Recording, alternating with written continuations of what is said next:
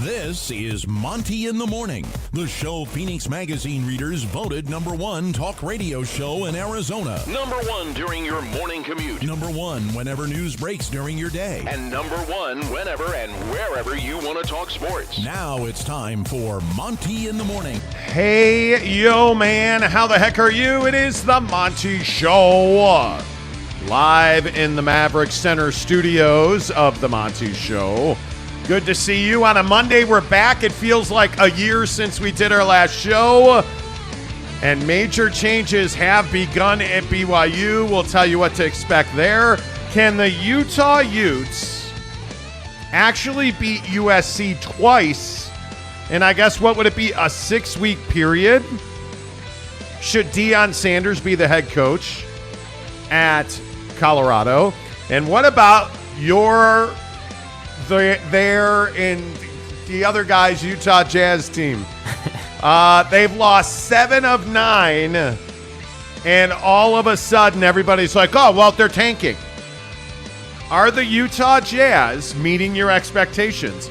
Furthermore, are the Utah Jazz exactly who we thought they were? Like, what did you think the Jazz were going to be?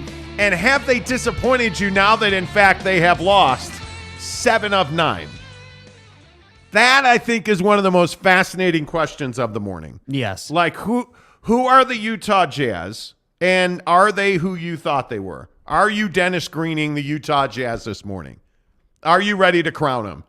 Yeah, I'm not ready. I'm not ready to say that yet. I think we knew they were going to lose 7 of 9. We knew that this stretch was coming for them. So I'm not going to sit here and be, super surprised. Like, I think, every team goes through it.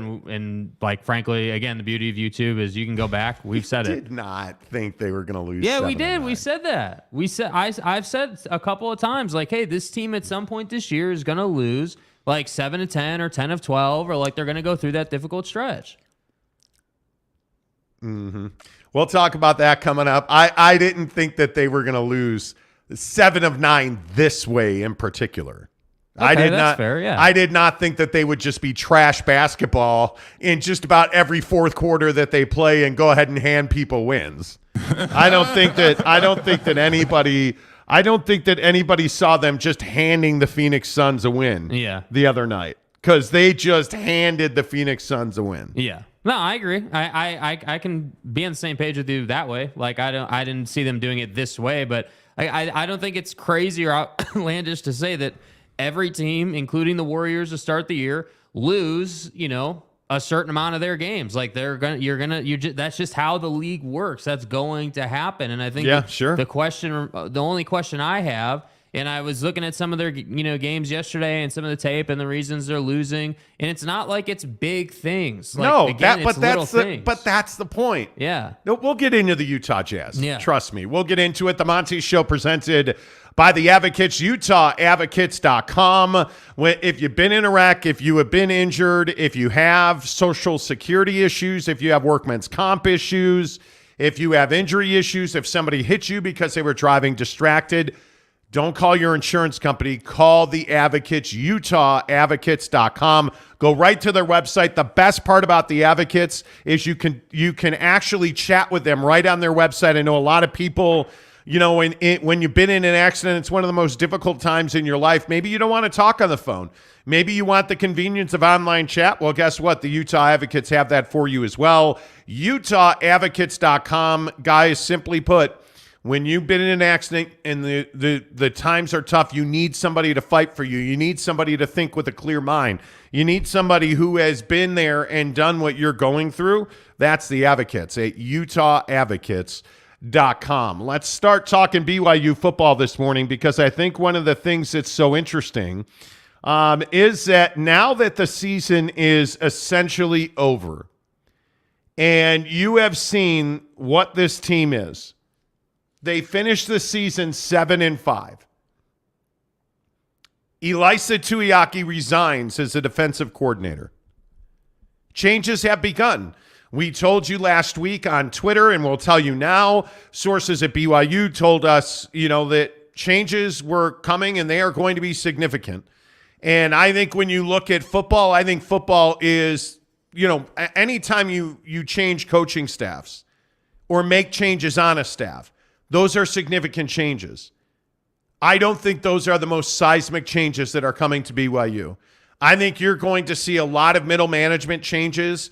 I think the power struggle that has been going on inside the BYU athletic program, this battle between the financial people and the sports people at BYU Athletics, somebody's won and somebody's lost. And there's a real good chance you don't know the names that are involved, you don't know the players. But let's be straight about it. Change has to happen at BYU. If this team is ever going to get to the top of the Big 12, change has to happen. If BYU football is ever going to have a seat at the college football playoff table, major changes have to happen, both on the coaching staff, but in the administrative side of the business end of BYU Athletics. And I think that's where the biggest changes have been made. It has been described to me, and frankly to us, over the last 2 months by multiple boosters and sponsors, people who spend their hard-earned money to support BYU football, that they're not going to spend their hard-earned money to support BYU football anymore, not because of the team, but because of the administrators on the sponsorship side. Something has to give. And Jake, I think the resignation of Elisa Tuiaki is just the beginning. Yeah, 100%. And I think the resignation of Tuiaki is just the poster child for what's to come. I think that in college football, it's a very complicated sport. When you look at, the name Tom Homo, but you don't know all the people below Tom who do all this different stuff that inevitably impacts the program. And that to me is sort of the wild card, the X factor in great programs, really successful programs, in programs that tend to be average or tend to not get to where they want to go. And I think it's, timing, in my opinion, is really unfortunate for this because you are heading into the Big 12. Like, it would have been great if you didn't have any of these issues and you were a 10-win team this year and everything was perfect. But unfortunately, that's not where you're at right now. And so I think waiting to make these changes is also a foolish thing to do. Like, you're heading into the Big 12. You need to make changes. You need to be aggressive about those changes. Things need to change. So to me, when, you have people telling us that, hey, we're not going to spend money, and anytime money's impacted, I'll just say this, anytime money's impacted, you know that there are problems because money flows really well through college football. I think we all know that. So when people, boosters, whatever, start to say, hey, we're not going to spend money on this program because of the way this or that is going down, inside the program, you have issues. So to me, like when we were talking a couple of weeks ago, a month ago about, hey, should they fire Tuiaki now? Like, is Ed Lamb in trouble? Like, these defensive side of the ball guys, when everyone's like, oh, the defense sucks, you should fire all of them. It's a bigger conversation. And that to me, I'm not going to say it feels daunting, but I think it's just time to sort of get to it, because you want to head into the Big 12 and you want to fast track success in the Big 12 as quickly as possible. Because again, I don't think it's an option to not be good in the Big 12 for like 5 years. Like, you probably have like 2 seasons where you could be average, but then you kind of got to get on with it. So this is where that process starts, in my opinion. Yeah, and I think I'm not going to say you're overdue here, but I think there's a couple of things that are very clear. And one of those is that there is major dysfunction in the support system at BYU. I think the conversations that we've had on this show previously and the conversations we have touched on don't even begin to describe the dysfunction at BYU. I mean, when you have long-time sponsors, when you have long-time boosters and supporters that spend real money at BYU, I mean hundreds of thousands of dollars at BYU, when you have that caliber of sponsors saying, we're just not going to do that anymore because we don't like the way we're being treated. We don't like the way that things are being done. That's a huge problem. And I think what you're seeing is the trickle-down effect of things like the Built Bar deal that was so transformative for BYU Athletics. That's kind of where it stopped, though. Those groundbreaking deals haven't continued.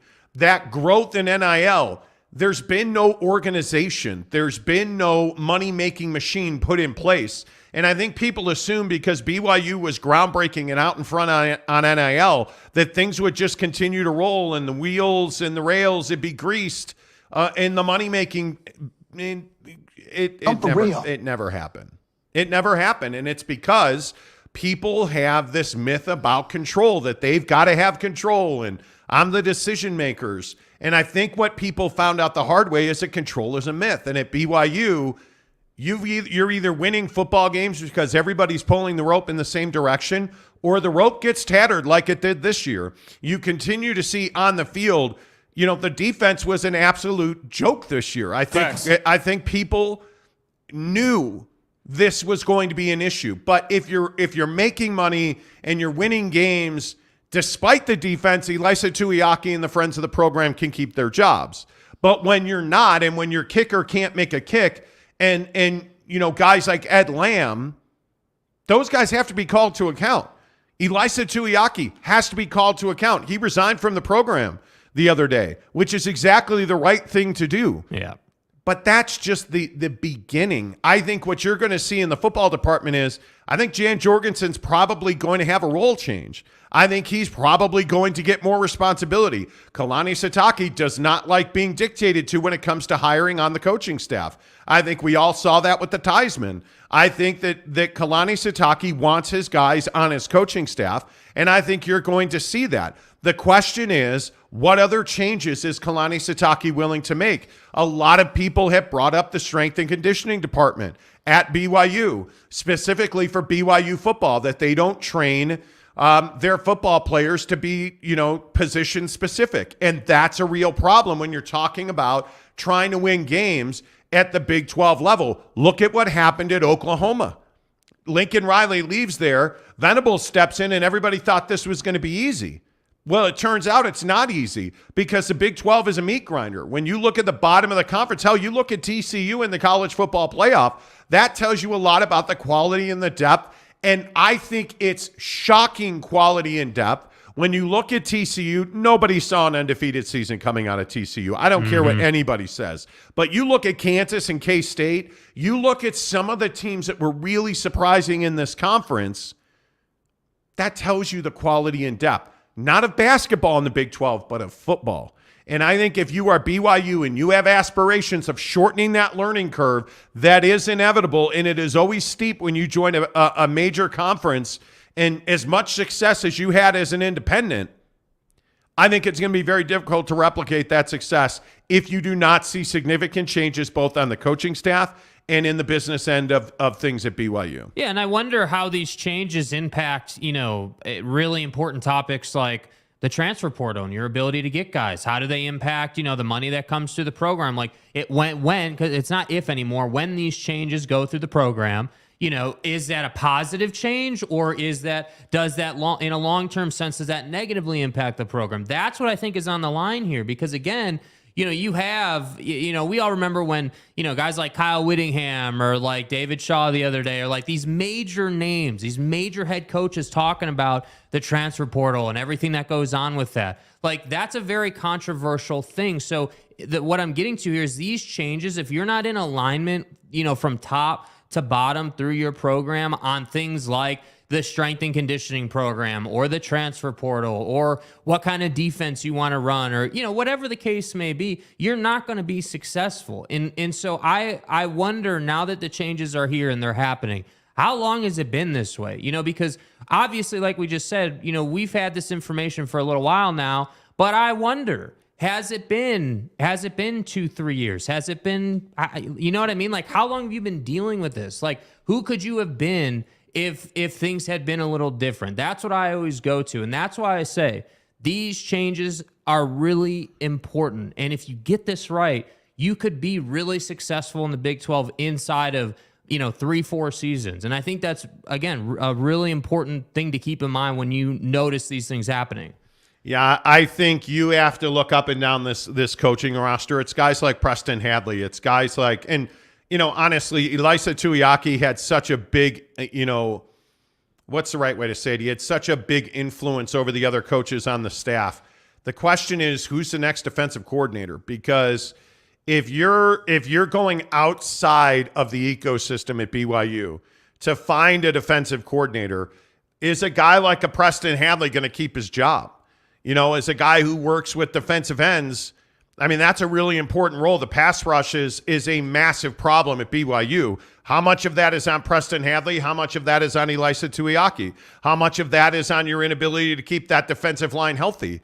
How much of that is on the group as a collective? How much of that is on Kalani Sitake, who I think we all know is a defensive guy?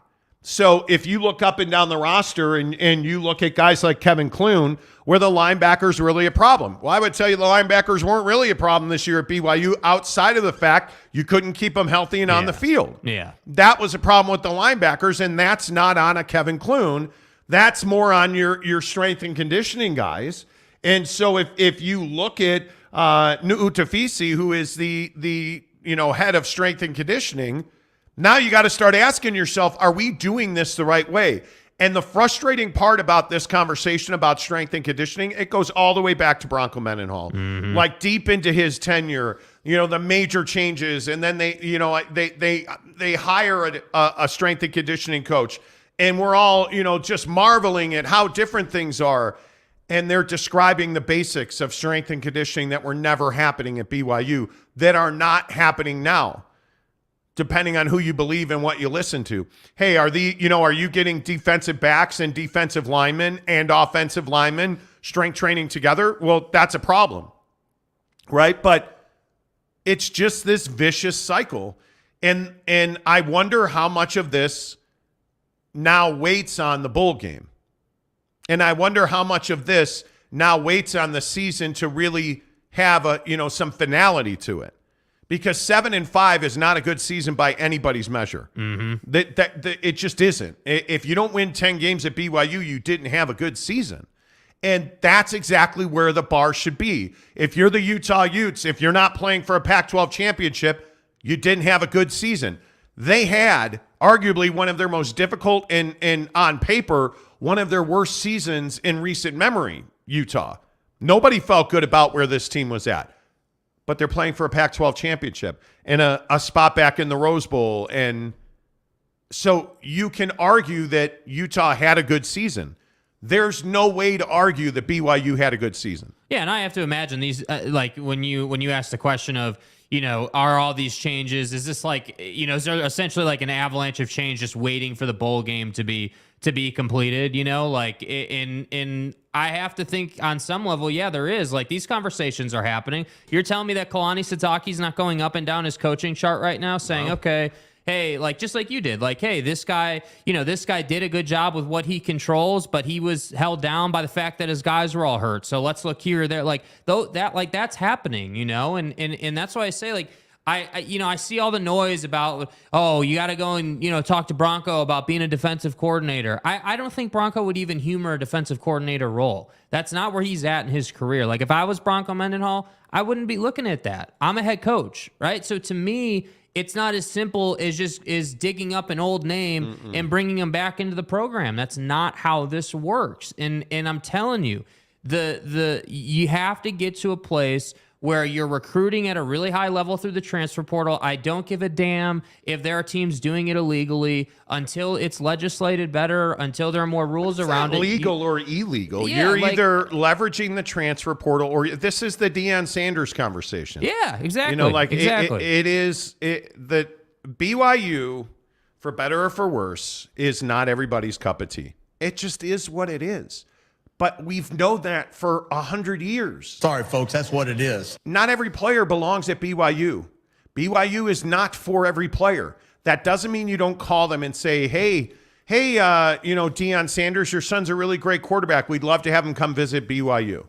Is Deion Sanders' son, was he ever going anywhere but Jackson State? He wasn't. Should you have called anyways? You should have. Right? Like, you don't, it's what Bronco always said. We don't use the honor code, for instance. We don't use the honor code as an excuse. We use it as a tool in our recruiting bag.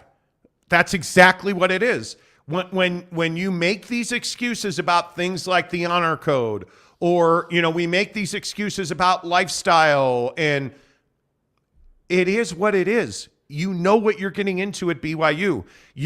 And again, not to play the two off of each other, the student experience at Utah and the student experience at BYU are two completely different deals. Facts. They're just two completely different deals. If a kid wants to go drink beer, have sex, and play football, you're probably not going to BYU. Yeah. Now, are there some who drink beer, have sex, and play football at BYU? There are. Absolutely there are. But that is not the prototypical kid who's looking for that college experience. The prototypical kid who it comes to BYU is not Jamal Williams. That's not who the prototypical football player is at BYU. They are more Harris LaChance. They are more Isaac Rex. They are more Jaron Hall. They are more, LDS-based football players who have always had an eye towards BYU. The kid you have to win, frankly, is the Zach Wilsons of the world. You cannot allow them to go to Boise. They come to BYU, they compete for Heismans, and they get drafted number 2 in the NFL draft. Yeah. Those are the wins you have to have. And Kalani has shown you the ability to do that. But it certainly does not help when your branding department and your ad sales department and your corporate sponsorship department can't get on the same page with the athletic department. That certainly does not help.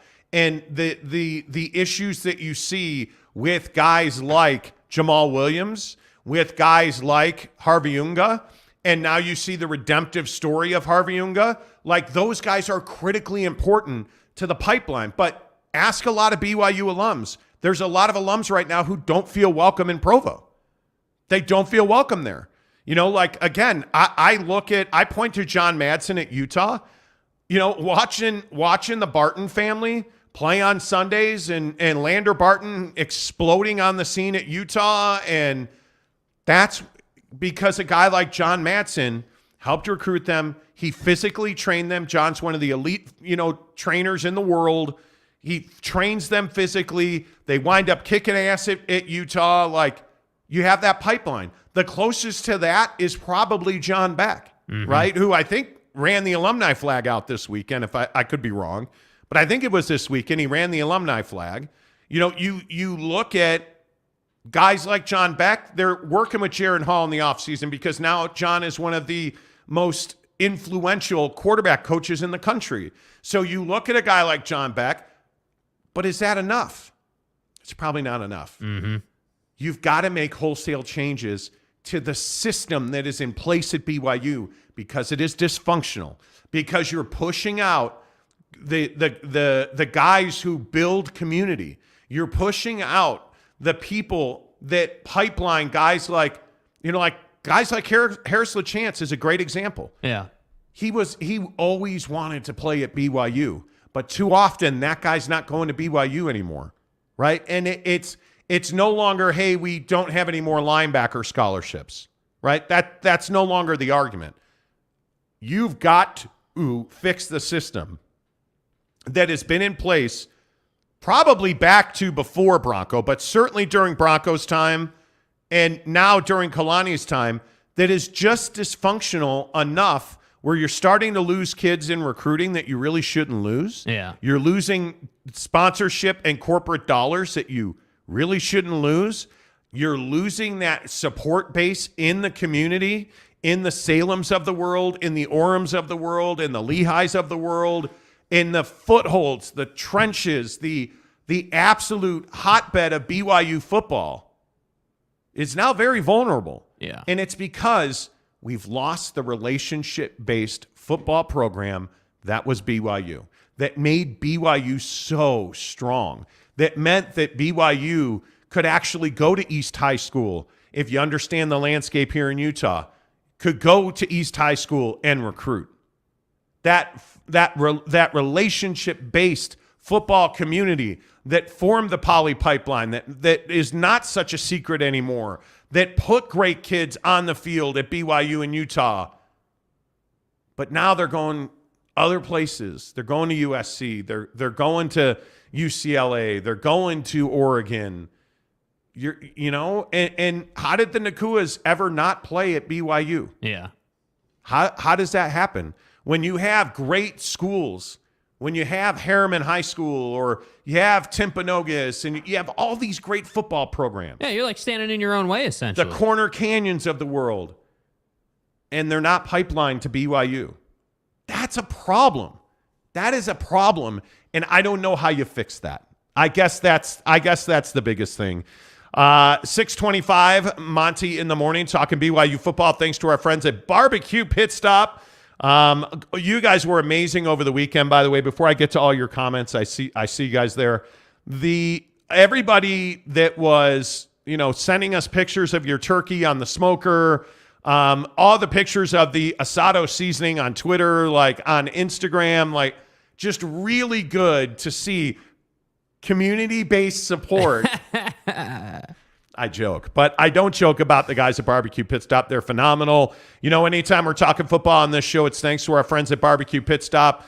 5 Utah locations, from Logan and Layton, Murray, obviously Steve and the guys, Clinton and the guys at Lehigh, in St. George, like just a really good group of entrepreneurs that got together to create the biggest, baddest barbecue smoking community in the country. And that's exactly what it is. You got to get on board at bbqpitstop.com. Whether it is the world famous now asado seasoning that I feel like we are single-handedly responsible for. Yeah.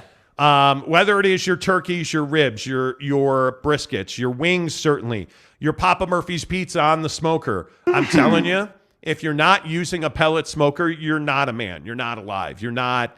I don't believe, and I could be wrong, and medical tests will be required. I don't believe if you're still using charcoal briquettes or propane, I just don't believe that you have any testosterone in your body. Where are we at in society today? I could be wrong. There are tests to verify it. But if you're not using a pellet smoker, a Traeger, a Yoder, a Big Green Egg, you're doing it wrong, man. I'm telling you, you're doing it wrong. Get to Barbecue Pit Stop. Get online. No matter where you listen to this show, you can find their website at bbqpitstop.com. Jeremy Severe says, it's so interesting that BYU has an elite business school and yet forgot business 101 in the football program. It's all about relationships. It's shocking, Jeremy. So true, yeah. Because it is so easy to get off track. And, it's so funny. I was talking to a bunch of radio people Friday and Saturday. You just go through these odd seasons of your life where you're like, oh, hey, yeah, this guy reached out to me on Instagram or this guy hit me on LinkedIn and there's been this big conversation over the last probably 6 months in the radio industry about negativity and thought control. And this essentially this paradoxical conversation about radio is eating itself alive, the actual business of radio, because everybody's bought into this idea that radio is dying. I happen to be one of them. It's why we're on YouTube every day.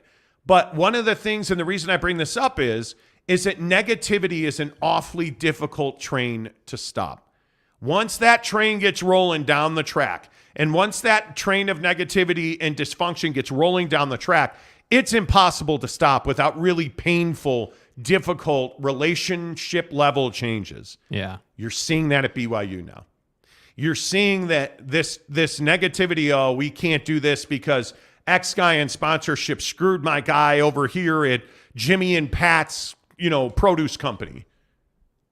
Those are the kind of conversations that are happening. Hey, this guy has supported the program for over a decade and we lied to his face. And, there is a story. And I'm going to make up an example, but trust me when I tell you, the people that are involved if I told you their names. So this guy makes widgets. He is the best widget maker in Utah. He goes to BYU and he says, I want to be the official widget maker at BYU. Right. Okay, great. Let's do it. So for the last 10 years, these folks have been the official widget maker at BYU. But over that 10-year period, some new folks came into the money-making machine at BYU. The corporate sponsorship, the ad, partnership positions at BYU. Right. And they have some really close personal friends that make widgets.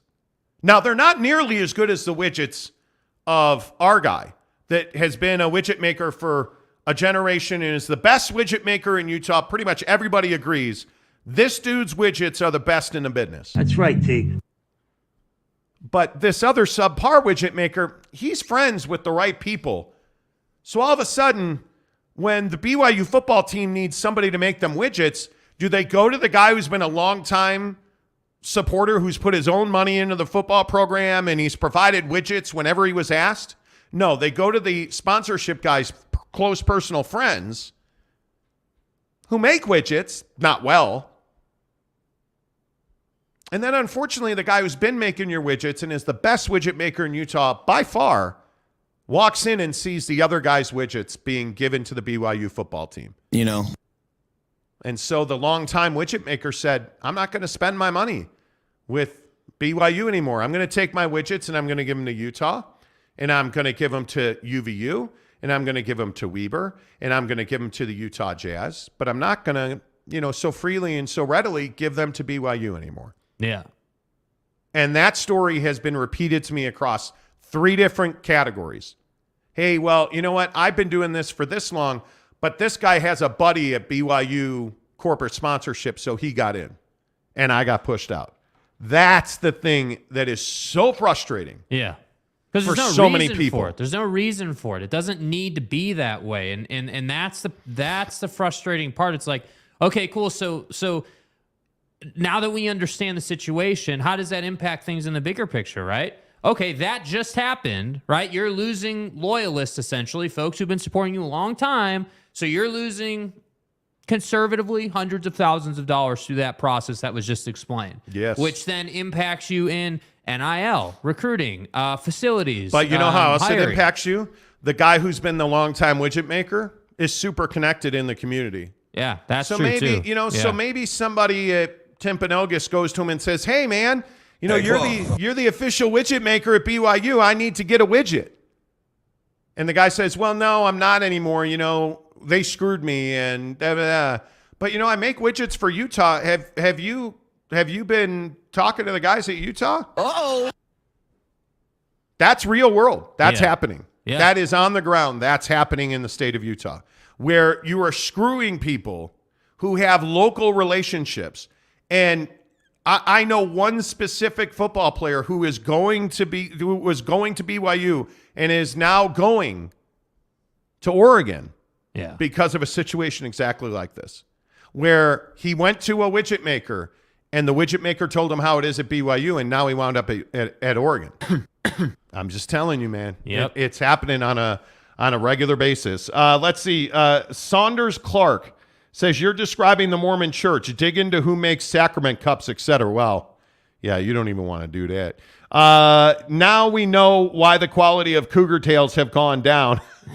Come on now. San Diego State Aztec, good morning to you, sir. I have a nephew who received early offers at wide receiver from BYU, Army, Cal, Washington, and a host of other P5 schools. He did not commit to BYU. Great kid, but it would not have been a good fit. And I think that's one of the most important conversations in a high school football player's life. Yeah.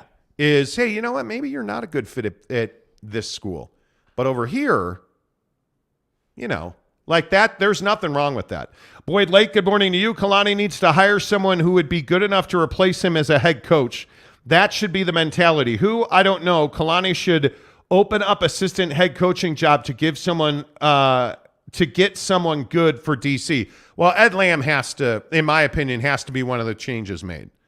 I think, and look, I respect Ed Lamb. I know Ed Lamb has been the assistant head coach, safeties and special teams.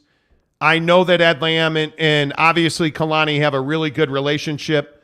And he's one of the 2016 hires. I totally understand that. But come on now. Can we really just dismiss away the dysfunction on the special teams? But that's an interesting point, though, what you said there. Hey, Kalani and this guy, right? Ed Lamb or whoever, right? Tuiaki, whoever you want to point to.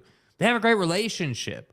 That shouldn't be the reason you are hired or fired, right? Like, the reason you're hired or fired should be performance-based. And there's this old, this old concept, I guess, about like, like if you want to win, sometimes that means you can't be nice. And obviously the easiest example is, Kobe being regarded as some terrible teammate, or like, there's a ton of examples in the sporting world, but you know what I mean? Like, sometimes it shouldn't be about like whether you guys enjoy having dinner together after some game or something. Sometimes it needs to be about the level of protection being provided, or how often we're getting to the quarterback, or, whatever example you want to use. And that's been really one of my only issues with Kalani as head coach of this team. I have felt like, hey, we're a little bit too caring about Kalani's personal relationships, or being nice to Idaho State 2 years ago, or whatever. Like, this team, like, I feel like this program needs a little more edginess to it. Like, that's my opinion. I could be a little wrong on that, but I think a little bit of an edge would help this team a lot. I think the biggest question is, do you want to be respected or do you want to be feared? And can you do both? And I would tell you, you can do both. And I don't think Kalani wants to be feared. I love Kalani Sitake. Do not get me wrong. I am not saying that Kalani is the problem. But I think Kalani is a guy who likes to do what he's always done. And you know what I'm going to say. Doing what you've always done is going to get you what you've always gotten. And listen, as an independent, BYU has been a remarkable success. A remarkable success. Yeah. With the win over Stanford, BYU has now defeated every single Pac-12 program. I mean, it's a remarkable feat, right? And as an independent, BYU is 98-56. And a lot of that is for Kalani Sitake. And you have to give him his due respect. Yep. But Kalani's a nice guy. And nice guys don't always finish first. And rarely do they ever finish first. And rarely are they ever feared. If you are USC today, I think you both respect and you fear that Utah can beat you. You do. You just do. Yeah. And if you are any other team that's going to run into, if you were Oregon, did you have respect or fear either or neither for BYU? Neither. If you're Oregon, you were like, oh yeah, they're coming to our field. Like, yeah, we're there. Because remember the context. Like, don't forget. Everyone was saying, oh, BYU's going to beat Oregon, including myself. I felt like BYU had a great shot to win that game, and then Oregon goes out and steamrolls BYU, and that was kind of the beginning of the end of the season, if we all remember that. So, no, I don't think that they feared or respected BYU, clearly. No, but I think Giggity makes a really good point. Good morning, Giggity. If this season wasn't such a disappointment, would any of this be addressed right now? No, friends of the program would still be coaching the defense. Yep. I mean, that is the hard, harsh reality of this situation. And it's going to be a real test of who Kalani is as a football coach. Does he have the cojones to go and whack a guy like Ed Lamb? Because that's a big change. And if I'm Kalani Sitake, I'm going into the Big 12. I know we need significant change. We're not making the money we should be making. We're probably not recruiting at the level we should be recruiting at. We're not developing players at the level we should be developing players at. We need to make significant changes. That's it, Skippy. Will he do that? Will he change guys who have been in place since 2016? Pack your shit. Let's go. Will he do that? I don't think he'll do that. I don't. And again, I think it's one of those things where Kalani wants to be liked sometimes. I think it's one of those things where Kalani wants to be known. He's a good guy. And he is. Nobody questions that. Yeah. But I also want a badass. I want the guy that we all thought Kalani was when he got hired. I want the guy that's a savage on defense.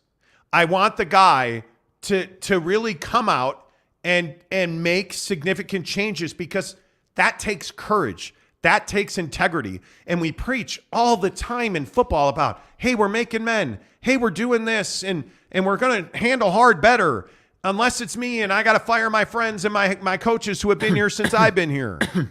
Well, now it's time to walk the walk if you're Kalani Sitake. If we're being totally honest, it is time to make hard changes, difficult changes, emotional changes.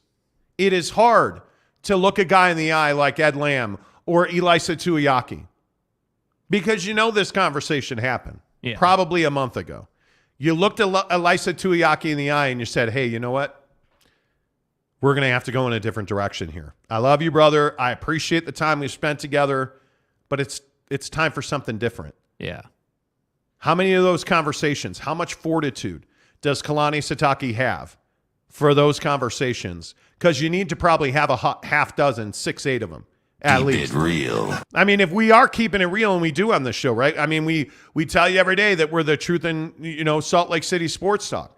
The truth is, change has to come to BYU. Yeah, and I also think I'm a big believer in these situations. Like, yeah, the conversation is hard, but think about the motivation for the conversation. Like, you're not having the conversation because the world is burning down around you. You're having the conversation because you're just not achieving to the level that you should be achieving at. And that, to me, is if I was Kalani Sitake, that's how I'd be approaching these conversations. I would just be simply saying, hey, you know what, man, I love you, bro, but it's just not good enough anymore, and we got to go a different direction. And that's it. Like, it's just business. And, yesterday you were tweeting and Instagramming and social media about like what, Nick Saban was talking about in that speech he gave after the game and, and how his players kind of came together. And I really do feel like the players on this football team did come together. Like, I know it's Jaron Hall and he's never going to say a negative word about the team, but I really do feel like, when we heard, Judy Lawley on the show, when we heard Harris LaChance, when we heard Jaron Hall talking about how,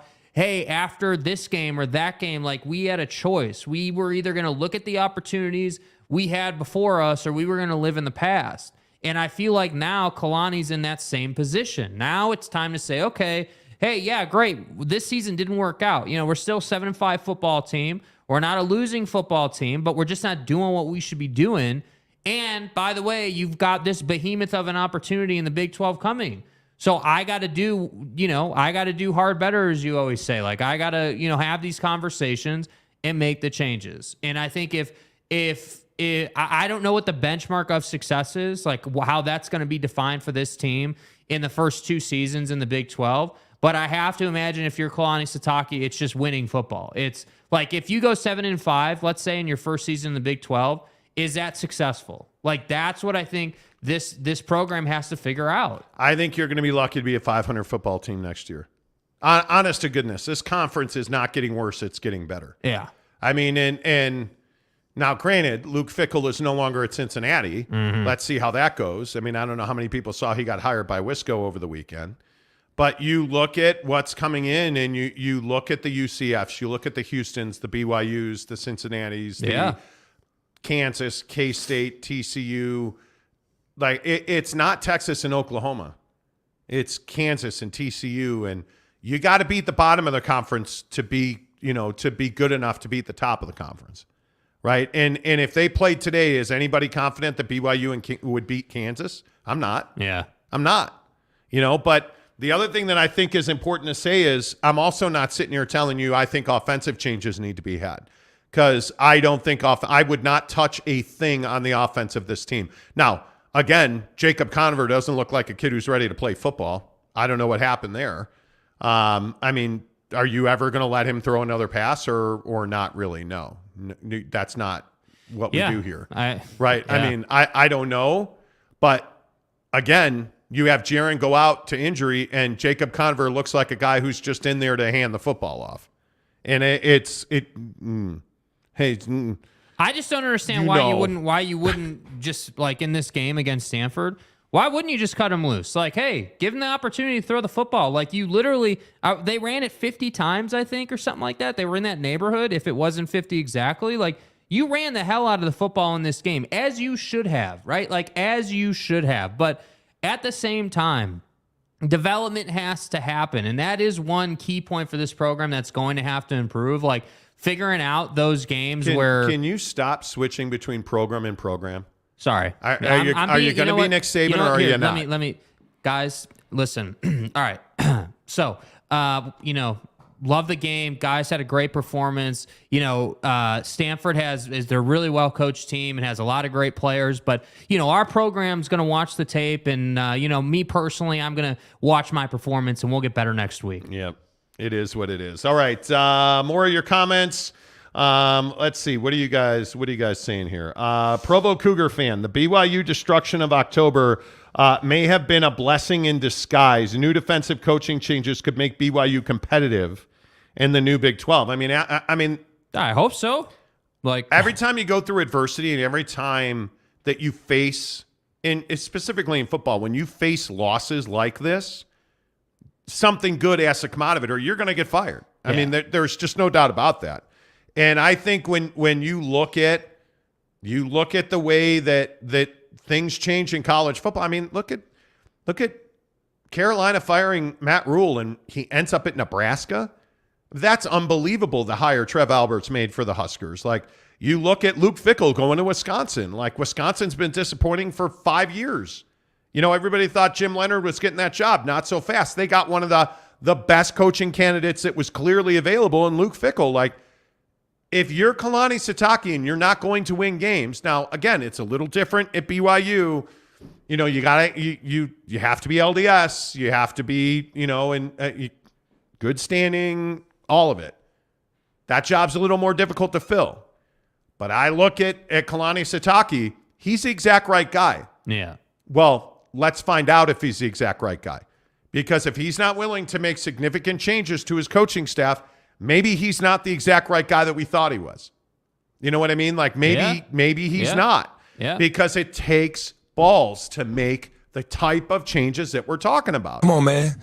I mean, you have to let Ed Lamb go. And I'm telling you, man, these new hires, the Luke Fickells of the world, right? Like the Matt Rules of the world, when new head coaches go into new positions, what does that mean? They got to build their program. I'm telling you, I know I keep bringing up the transfer portal, but it's only going to get more aggressive. And if you don't have your program buttoned up like that, you're going to lose opportunities just from that standpoint. I mean, you look at what, Lincoln Riley was able to do in 1 year at SC, right? Like, it's very clear what's going on. And again, I'm not even saying that Lincoln Riley cheated. He didn't cheat. He's using the system. Why do you keep bringing that up? Because people are talking about it. People are talking about, we've heard multiple references. We had the Saban and Jimbo blow up earlier in the year. David Shaw talked about it. I don't think anybody is accused Lincoln Riley of cheating. No, not Lincoln Riley he's specifically. Just kicking your ass. Not Lincoln Riley specifically. We always get the reference of, hey, there are people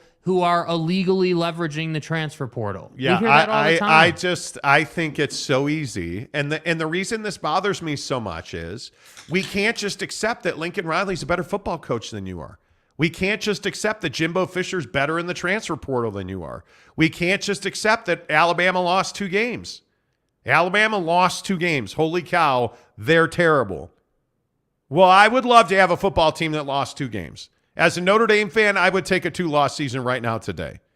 Right? Like, it's so easy to say, well, this guy cheated. Lincoln Riley did not cheat. Lincoln Riley just did the job better than you. And I don't understand why people like Kalani Sitake has not done the job well enough at BYU. Why is that so difficult for people to say out loud? Why is it so hard to talk about Kalani instead of talking about Lincoln Riley or any other coach you want to point to? Kalani Sitake has not done the job well enough. Period. That's it. That's the whole conversation. And again, if your measuring stick is the U, Kyle Whittingham's going to the Pac-12 Championship game for the 2nd year in a row, and I'm not the guy who's going to bet against him. I'm not doing it. And again, I'll just say, hey, where's Oregon? Where's Oregon? Bo Nix. And that guy's hung like a steer. It turns out he's not. He's who we thought he was. Oh, he's hurt. Well, then he shouldn't have been playing. Oh, he's injured. Okay, then he shouldn't have been playing. If he's not capable of winning you games, winning you that game, by the way, you were up double digits in the 4th quarter. We were sitting at Super Chicks in Ogden with just watching that game go down. That had nothing to do with Bo Nix being hurt. Yep. You got beat, and we warned you about Reeser, right? 27 unanswered, I believe it was. They're only at 50% capacity at Reeser because of construction, and it's still a great home field advantage, and you got beat. Mm-hmm. You got beat because your head coach made some really bad decisions. Bo Nix didn't execute, and now Utah's going to the Pac-12 championship game. It just is what it is. You got beat because Oregon State was better than you. Oh, but Oregon State was a better football team. Utah's going back to the Pac-12 Championship. BYU 7-5, and they're probably going to the Jamaica grass-growing fertilizer treatment system of America Bowl. It's not good enough. Kalani hasn't done his job the last 12 months, and probably deeper than that. Now Elisa Tuiaki's gone. Is Ed Lamb going to be gone? Are we going to train specific for football positional training? Are we going to do that? Are we going to keep blowing up uniforms and then wearing them in losses? Because it's cool. You had a great uniform against Oregon and against Notre Dame. Yeah. But all it did was have you ready and available for football at 50, 10 of the hour, every hour. You know, like that's all it did. Yeah. It didn't win your game. Hey, and I'm not trying to be a jerk. I'm really not. Congratulations, your uniforms are amazing. What good are they when you lose? Well, at least you look good losing. Yeah, pretty much. I'm almost tired of hearing about it. Yeah. Yeah, look, I get it, man. I get it. I'm with Not you. Lincoln Riley's fault. He's a better football coach than you. Nobody's saying that it's Lincoln Riley's fault. The point I was making is that the transfer portal will make or break your program. And you have to understand that it hasn't been good enough, but the changes you're making right now are ultimately going to make or break you in the transfer portal and attractiveness. Like, that's going to be a big thing. You know what makes or breaks you in the transfer portal? Relationships. Kalani doesn't have the relationships that Jimbo Fisher has or Lincoln Riley has or anybody else has. Yeah. How did Cam Rising end up at Utah? Somehow, some way, right? How many guys are coming into BYU through the transfer portal?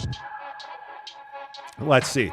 How many former BYU players are going to wind up at Utah in the offseason? We'll see. I don't know. Football 50 presented by Papa Murphy's Pizza. Use the promo code Monty25 to get 25% off your purchase of $25 or more at Papa Murphy's Pizza. Now that we're through this ridiculousness of Thanksgiving, right? And I still love the fact that people had leftovers and they still got Papa Murphy's Pizza. That's right. I love it, and we appreciate you. Papa Murphy's Pizza, use the promo code Monty25.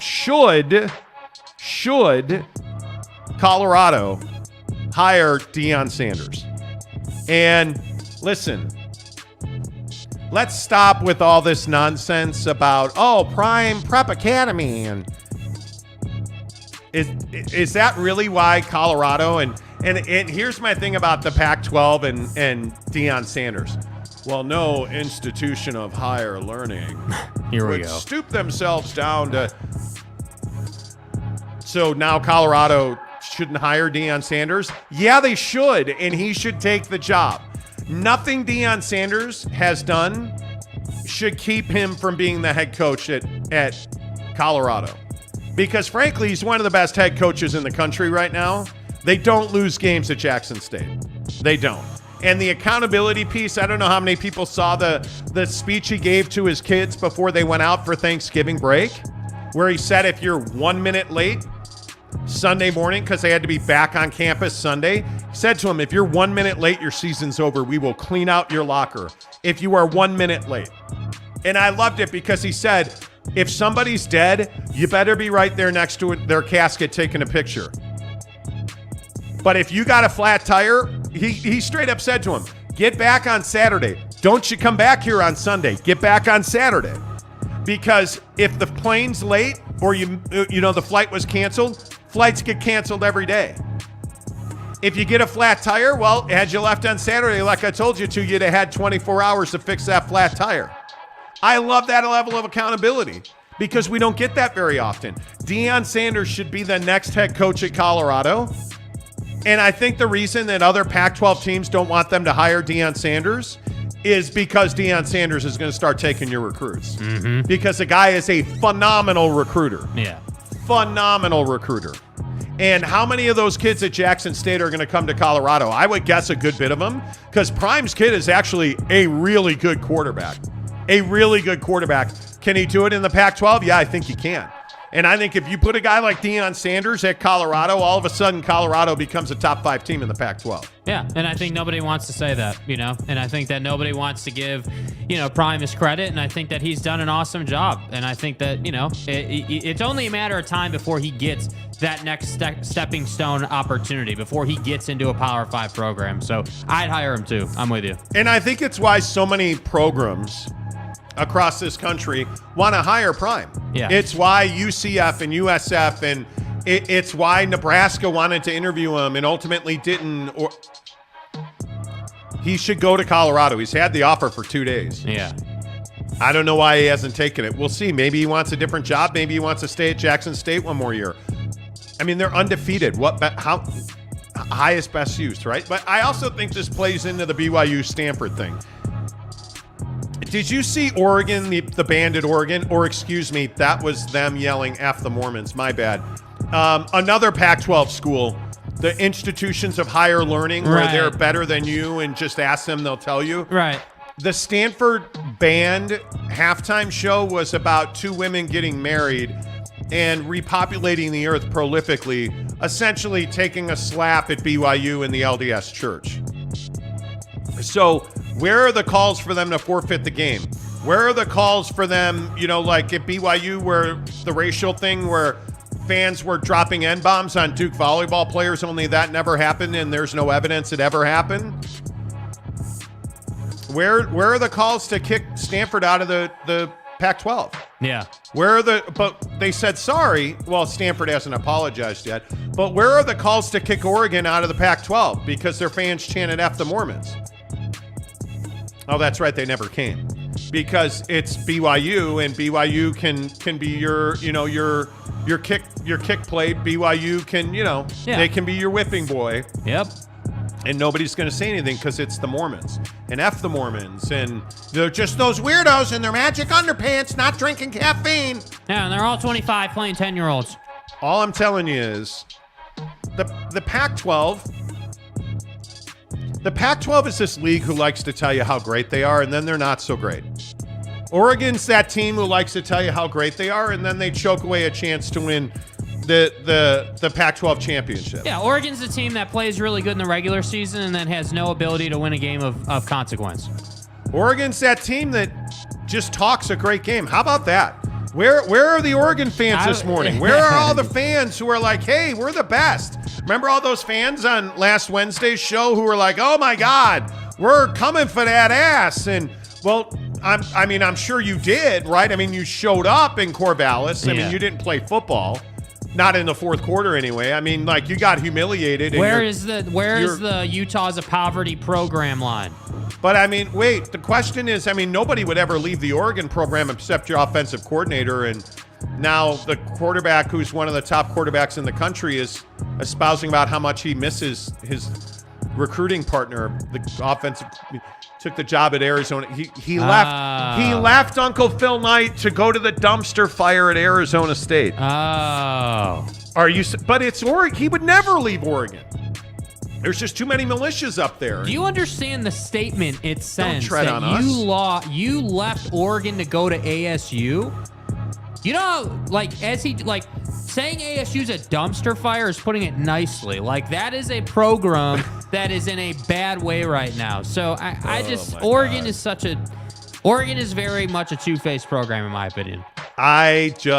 This thing at Stanford, it's not even Oregon.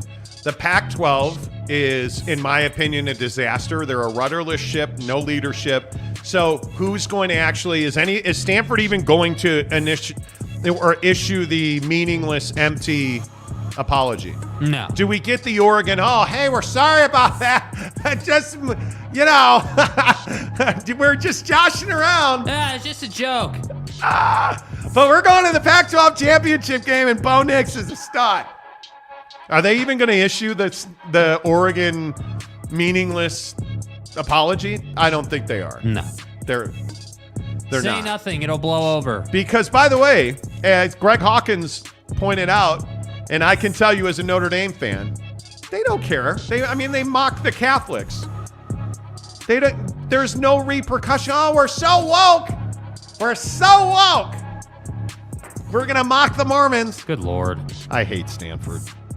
I hate Stanford. Yeah. Let's see. Cam Harrison says, and Stanford has a few LDS players. Their quarterback, guy Tanner McKee is LDS. Yeah. Tanner McKee is LDS. Starting quarterback at Stanford, one of the top 5 quarterbacks in the NFL draft. And you still thought that was funny. Yeah. I don't get that. Pied Piper says, Oregon fan here, don't worry, Duck. Okay. That's fine. I mean, you know. Provo Cougar fan says, Oregon and Stanford diss on BYU is Boy Scout stuff compared to the likes or dislikes from, say, Wyoming fans. Okay. Well, I mean, listen. No, I'm not too. No. Screw Stanford. And why do I hate Oregon?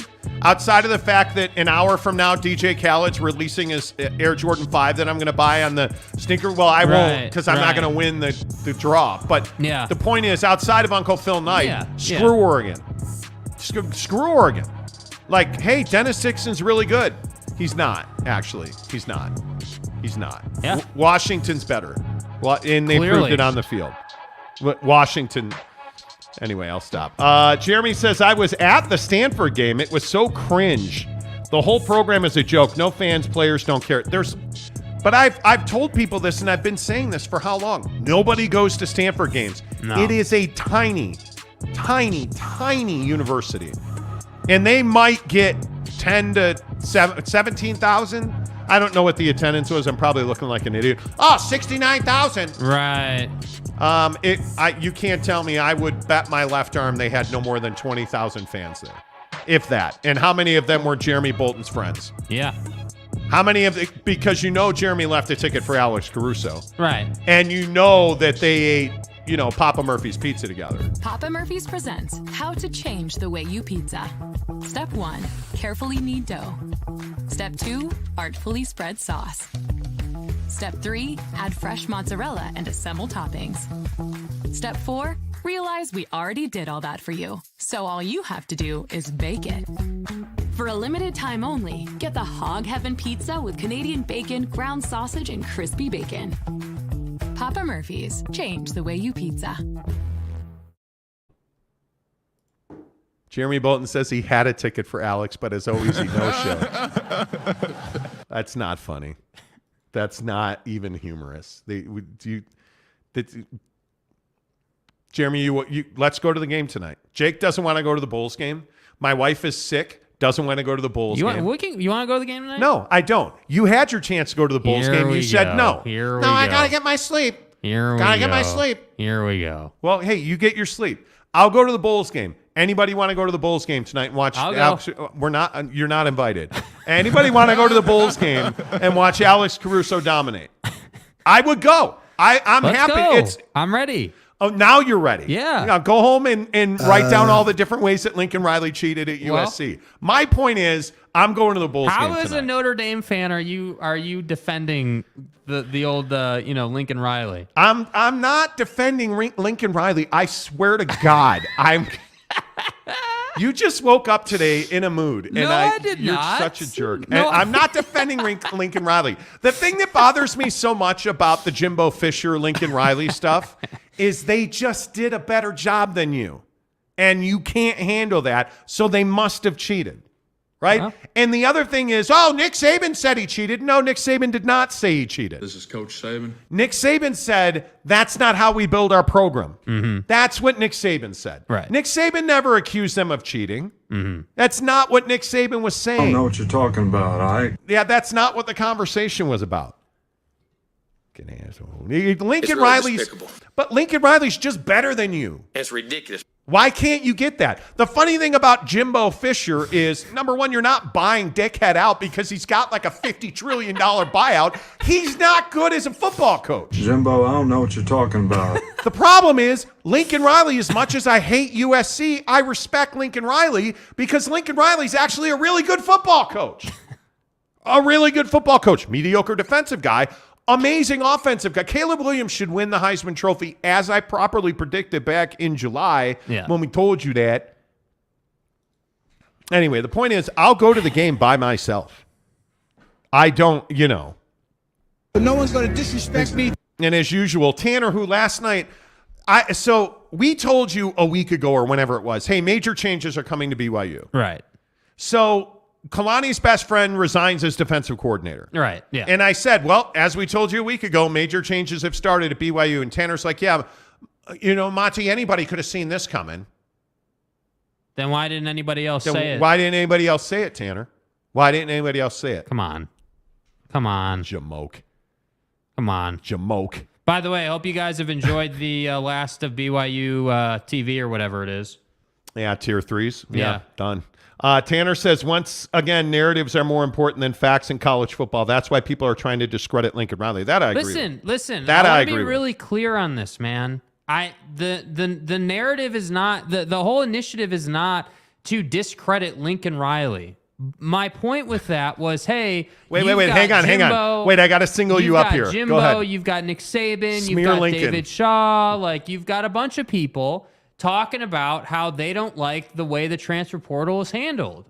And my point was, hey, if you're Kalani Sitake, you need to make these changes so you can be in a better position to leverage the transfer portal. Because whether anyone likes it or not, it's a big deal right now. It just is. Like, you have to be able to use it. Like, we talked all about how Kyle Whittingham is not doing a good enough job. And then Whit wants to come out and blame Utah for not giving him more money, essentially.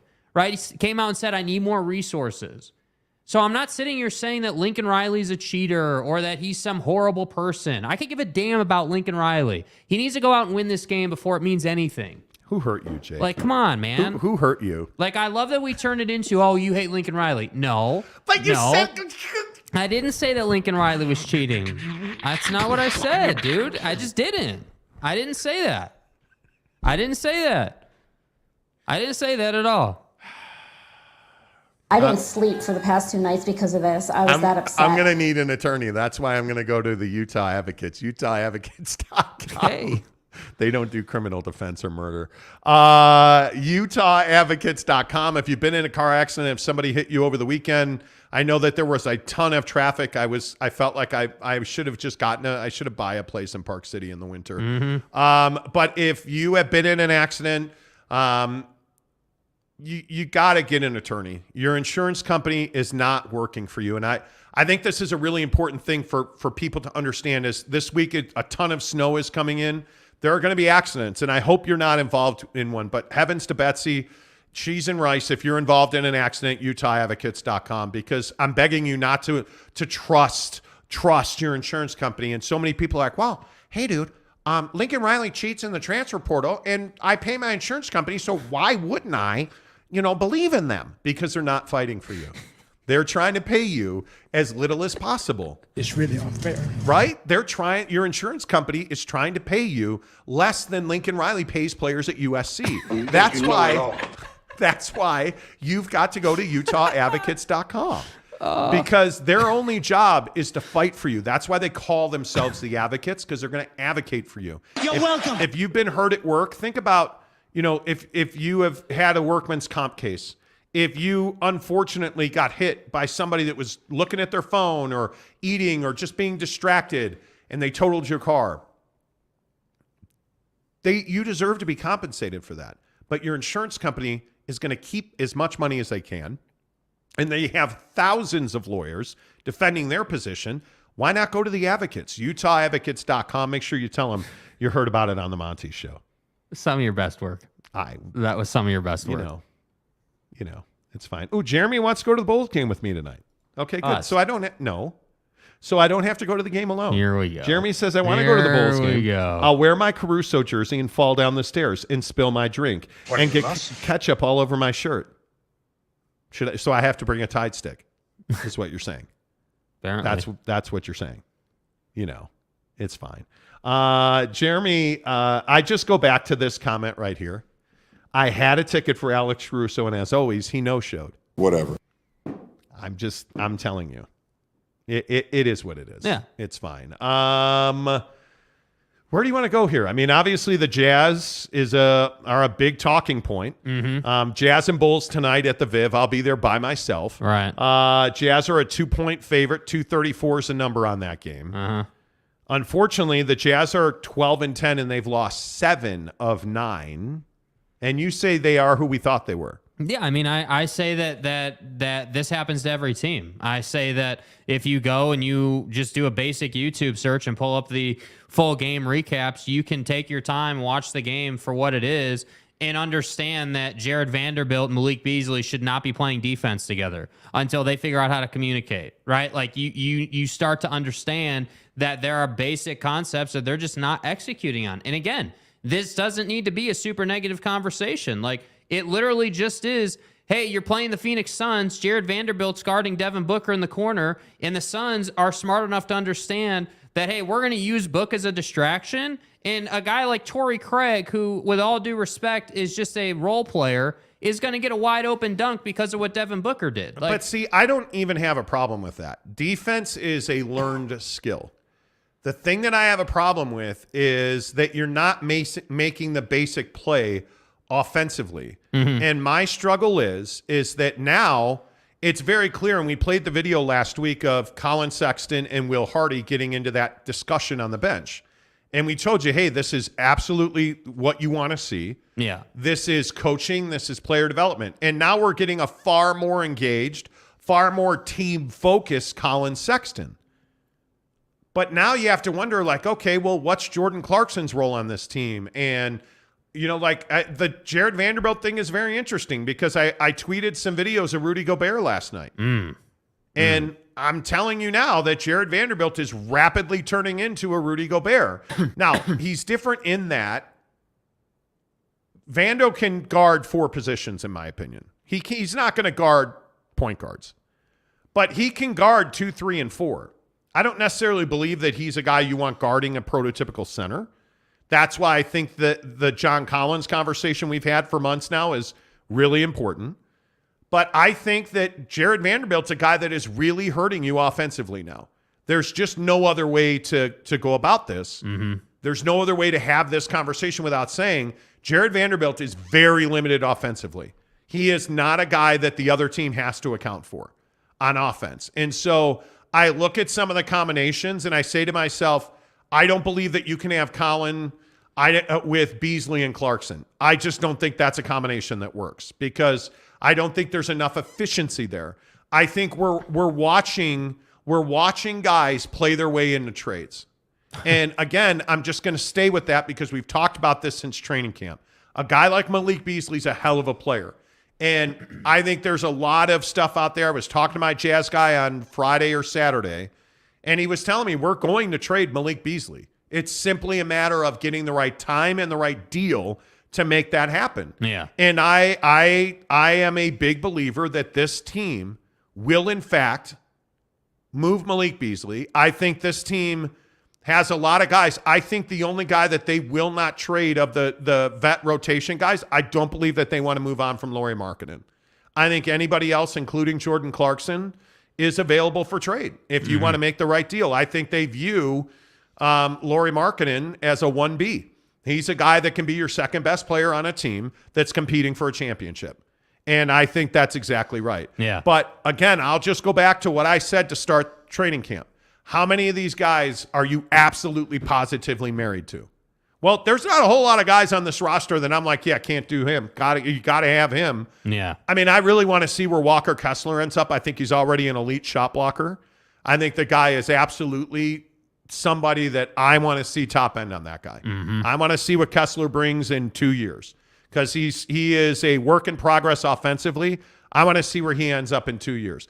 I want to see Ochai Agbaji develop into a 7, 8, 9 guy off your bench. Can he be a rotational guard in the NBA in the next 2 years? I need to know that about Agbaji because now I've seen enough where I'm like, okay, this kid can really shoot the three. Yeah. Can he shoot it can he put himself in a place where he gets the opportunity to shoot it consistently at the NBA level? I need to see that. I've already seen more out of Agbaji than I ever saw out of Jared Butler, right? Agreed. So I want to see that. But I know who Jordan Clarkson is. I know who Malik Beasley is. I know who Kelly Olynyk is. I know who Lauri Markkanen is. I know who those guys are. I want to see Markkanen be here, and I want to see Walker Kessler be here. Other than that, you can have them all. Honest to God. Yeah. Because I still maintain that this is a 35-40 win team, And I think it's going to be a real battle to make a play-in spot in the West, which is probably where this talent level should be at, frankly, because I think, unfortunately I have to say nice things about Jake, but like the bottom of the West is starting to play. Mm-hmm. The bottom of the West, I think you're starting to see a team in Golden State that is finally coming together chemistry-wise. Yeah. You can see signs now that they are moving past Draymond Green punching bros in the face. Yeah. Like you can see Golden State pushing past that. So my question is, who on this team are you married to? Because I'm not married to many. Yeah, I completely agree with everything you said there. I think Markkanen is the only guy that I would really be committed to. I would like to keep Walker Kessler, but I'm not married to him. I'd like to see the top end of that guy. But if that was like a make or break thing in a bigger picture deal, then he's going to be involved in that deal. Like that's just where I'm at with him right now. But I look at this team and I look at how they play right now, and it does right now over this stretch where they've been losing more than they've been winning. It does feel like a bunch of guys who have one skill set trying to play as a team. That's kind of what it feels like, instead of guys who can do multiple things who are sort of molding together, And I look at, like, Malik Beasley is a great example of this, and this is why he's going to get traded. He can shoot the hell out of the three, but he can't play defense. He can't. He's not a defensive guy, and that's fine because nobody in the right mind is going to ask him to play a high level of defense. You're going to trade him to a championship caliber team that needs a 40% three-point shooter to come off the bench. That's where he's going to go. And so you apply that same logic to Jordan Clarkson. We've had this discussion many times on the show. You apply it to Jared Vanderbilt right now. My only thing with Vando is I think he's got a lot of developing to do. I think he can become a serviceable offensive player. Like, I think with the body he has and the athleticism he has, he could be a dynamic pick and roll player. Now, he'd have to learn how to pass really effectively, and he'd have to get better at finishing around the rim. But I think he can do that. Like, you're not asking him to shoot 40% from three. You're basically asking him to know where his guys are at on the floor and to just read the situation. So to me, I believe you can develop that kind of guy. But I'm also with you right now. He's hurting you offensively. So that's why I say, let's not get too negative. Let's not get too positive. Let's understand who this team is, right? They're right in that 40-win window. Maybe it's less, maybe it's a touch more, but that's who they are right now. And Danny Ainge and this front office need to get to work on putting deals together now. That needs to happen now. Oh, I think there is no doubt in my mind. There is no doubt in my mind that Danny Ainge has 3-4 deals that he could make today if he wanted to. And we've talked a lot about John Collins, but John Collins is the perfect example of for the Utah Jazz in that this is a conversation that goes back to the summer. Yeah. This is a conversation that goes back to before the Donnie trade, where, you were out there and you were looking for deals for Rudy Gobert. This is one of those conversations with a guy like a John Collins where I still think there's a deal to be made with the Chicago Bulls. And it'll be interesting to see what the Bulls are after, because I actually think the Bulls are one of those teams that's out there trying to find a dynamic, guy to score inside the paint. Now, I don't know that the Jazz offer that, but I can tell you they offer Malik Beasley, who I know for a fact the Chicago Bulls would love to have. Yes. But what do they have in return? I don't know that they have a whole lot in return to give you. I look at a team like the Boston Celtics. I look at a team like, again, I think one of the best dance partners for this Jazz team is going to be the Toronto Raptors. Mm-hmm. There's a deal to be had with the Toronto Raptors. It's simply a matter of what are the Raptors willing to give up? And right now they're playing well enough where they're probably not willing to give up much. So that deal is pretty limited. The best deal, in my opinion, that is out there for the Utah Jazz is 1A, the Atlanta Hawks and the LA Lakers, because they both want three-point shooting. And I think that the Lakers are going to make a major push in the summer with knowing that you are where you are with LeBron. And again, Anthony Davis is hurt again. I think they're going to trade Anthony Davis. And I think they would like to acquire a guy like a Malik Beasley. And I'm curious to see if they do that this year and where they end up ultimately going. Because, by the way, the Lakers are a better team when LeBron and Anthony Davis don't play together. Yeah, you got to get back to who you were. Yeah. Get back. Okay, this is not rocket science. LeBron James is one of the best passers the NBA's ever seen. Like, unanimously, everyone agrees on that. So put him in a position to pass the basketball to a guy that can shoot the basketball. Like, let's get back to, and again, I'm not some, Laker apologist, but the fact is when the Lakers are good, it's way better for the league. And so it would be nice if LeBron had Kentavious Caldwell-Pope still standing in the corner instead of, KCP being with Jamal Murray in Denver, right? Like, it would be nice if LeBron had some assets to work with. And to me, you have to understand, LeBron can still give you 40 points in any given game very clearly, but this is somebody who you want to be 25 and 10, 12 assists. Like, you want him to be a playmaker, not necessarily a scorer. That's what you need to, that's where their problems lie right now. I'd also be looking at the Dallas Mavericks. I mean, I continue to, I'm just going to say again about the Mavericks. They're not making threes at a high enough clip. I think Luka, I think is at 30%. Luka's at 30%, taking 8 threes a game. And they've lost their last 6 or whatever. And the guy that's really struggling is Tim Hardaway Jr., who's taken 7 threes a game, making 29%. I mean, and I wish the Jazz had traded for him last year. Spencer Dinwiddie is carrying that team from 3. And I know that everybody mocked me last year when I said that, but Spencer Dinwiddie is absolutely the guy that you want on your team. But they've got him now. They've got to upgrade. They've got to upgrade Tim Hardaway Jr. And how do you do that? You do that with Malik Beasley.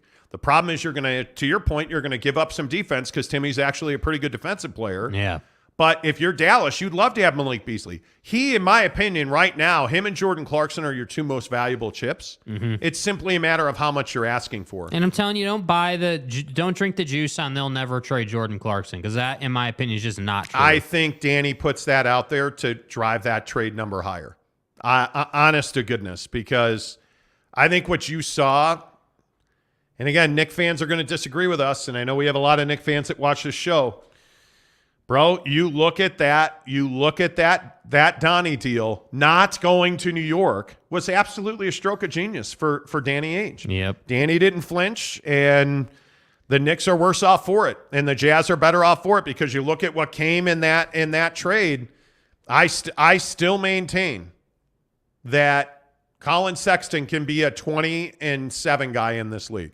He can give you 20 points every night, and he can be a 7-dime guy every single night. Mm-hmm. Anything else he gives you, if we can lower turnovers, you're always going to do that with every player. It doesn't matter. If he gives you 20 points and 7 dimes, I think you're taking that. That's a win. Yeah. And he's still a really young player that's under club control and a really good number. Why would the Jazz trade Colin Sexton? I don't think you would. Mm-mm. I don't think you would have an appetite for that. I think what's interesting about Sexton right now is they're, like, against Phoenix, going down the stretch there, they were giving the ball to Sexton against Ayton repeatedly, and he was taking advantage of that matchup. And I just think it's interesting, like earlier in the year, that would have been Jordan Clarkson trying to close the game, right? And now it's Colin Sexton, and I like that adjustment, for better or for worse. I know they lost the game, but Colin Sexton needs those kind of reps. And so when you look at the trade situation, like, you're not going to try to develop a guy and then try to trade him when he's under club control and basically in the situation you were just describing. Like, that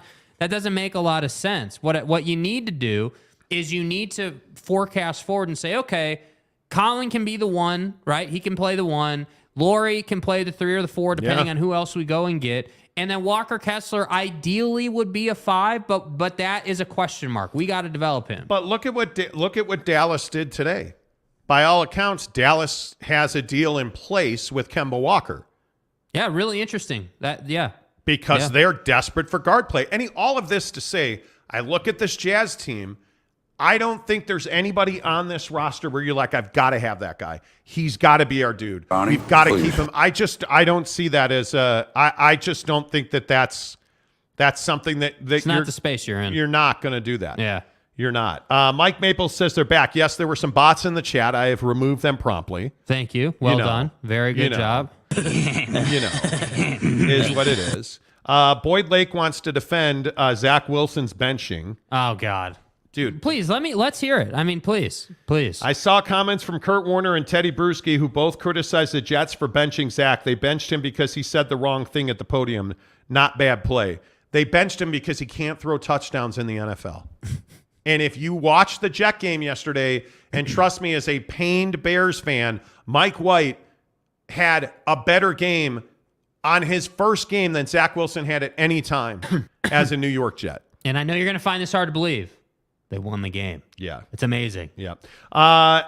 Skeet says they really need a lockdown defender at the small forward. I don't think Vando is that guy. Well, talking about the Jazz here on the Monty Show, presented by TryDayTrading.com.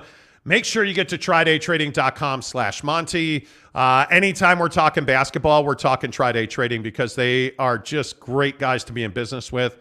I continue to tell you that when you're ready to make real money and you're ready to step away from your job, and I know that this time of year there's a lot of people talking about this, hey, what am I going to do in 2023? I'm going to lose weight. I'm going to make more money. No, you're not. You're going to talk about making more money, but are you really ready to make a change in your life?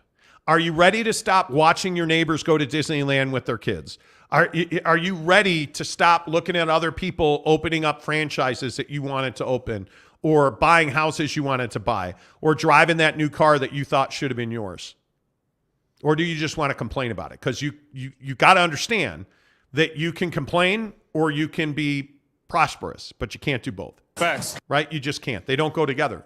Negativity is the enemy of prosperity, period, point blank. Had that conversation with a guy over the weekend. Negativity is the enemy of prosperity.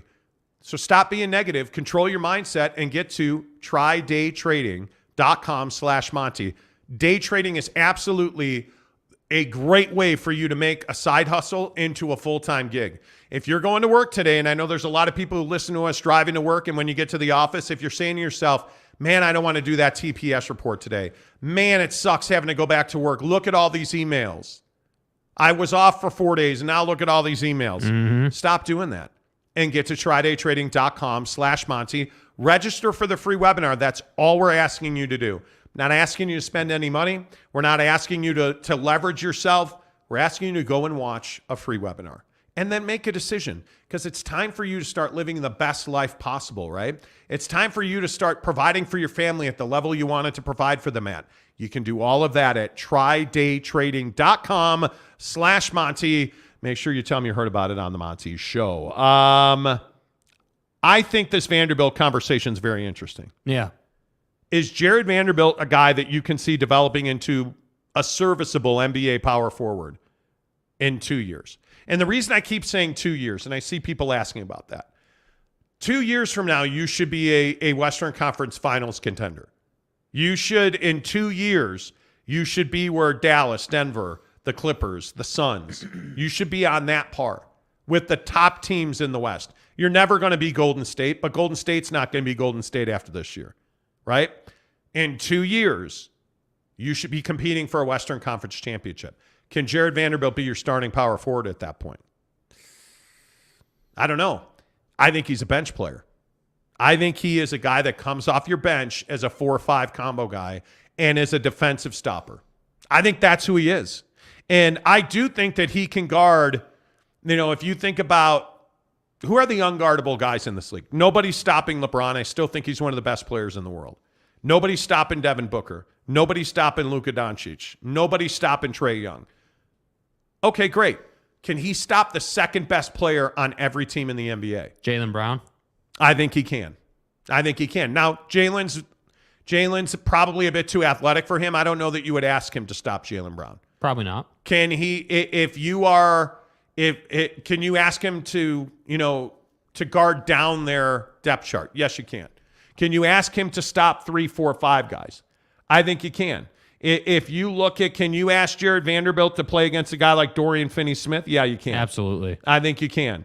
If you look at, I don't know, if you look at the Clippers, right? Can you ask him to stop a Marcus Morris? Yes. A Paul George? Probably not stop, limit maybe, defend with passion? Yes, absolutely. But could he stay with Zubats?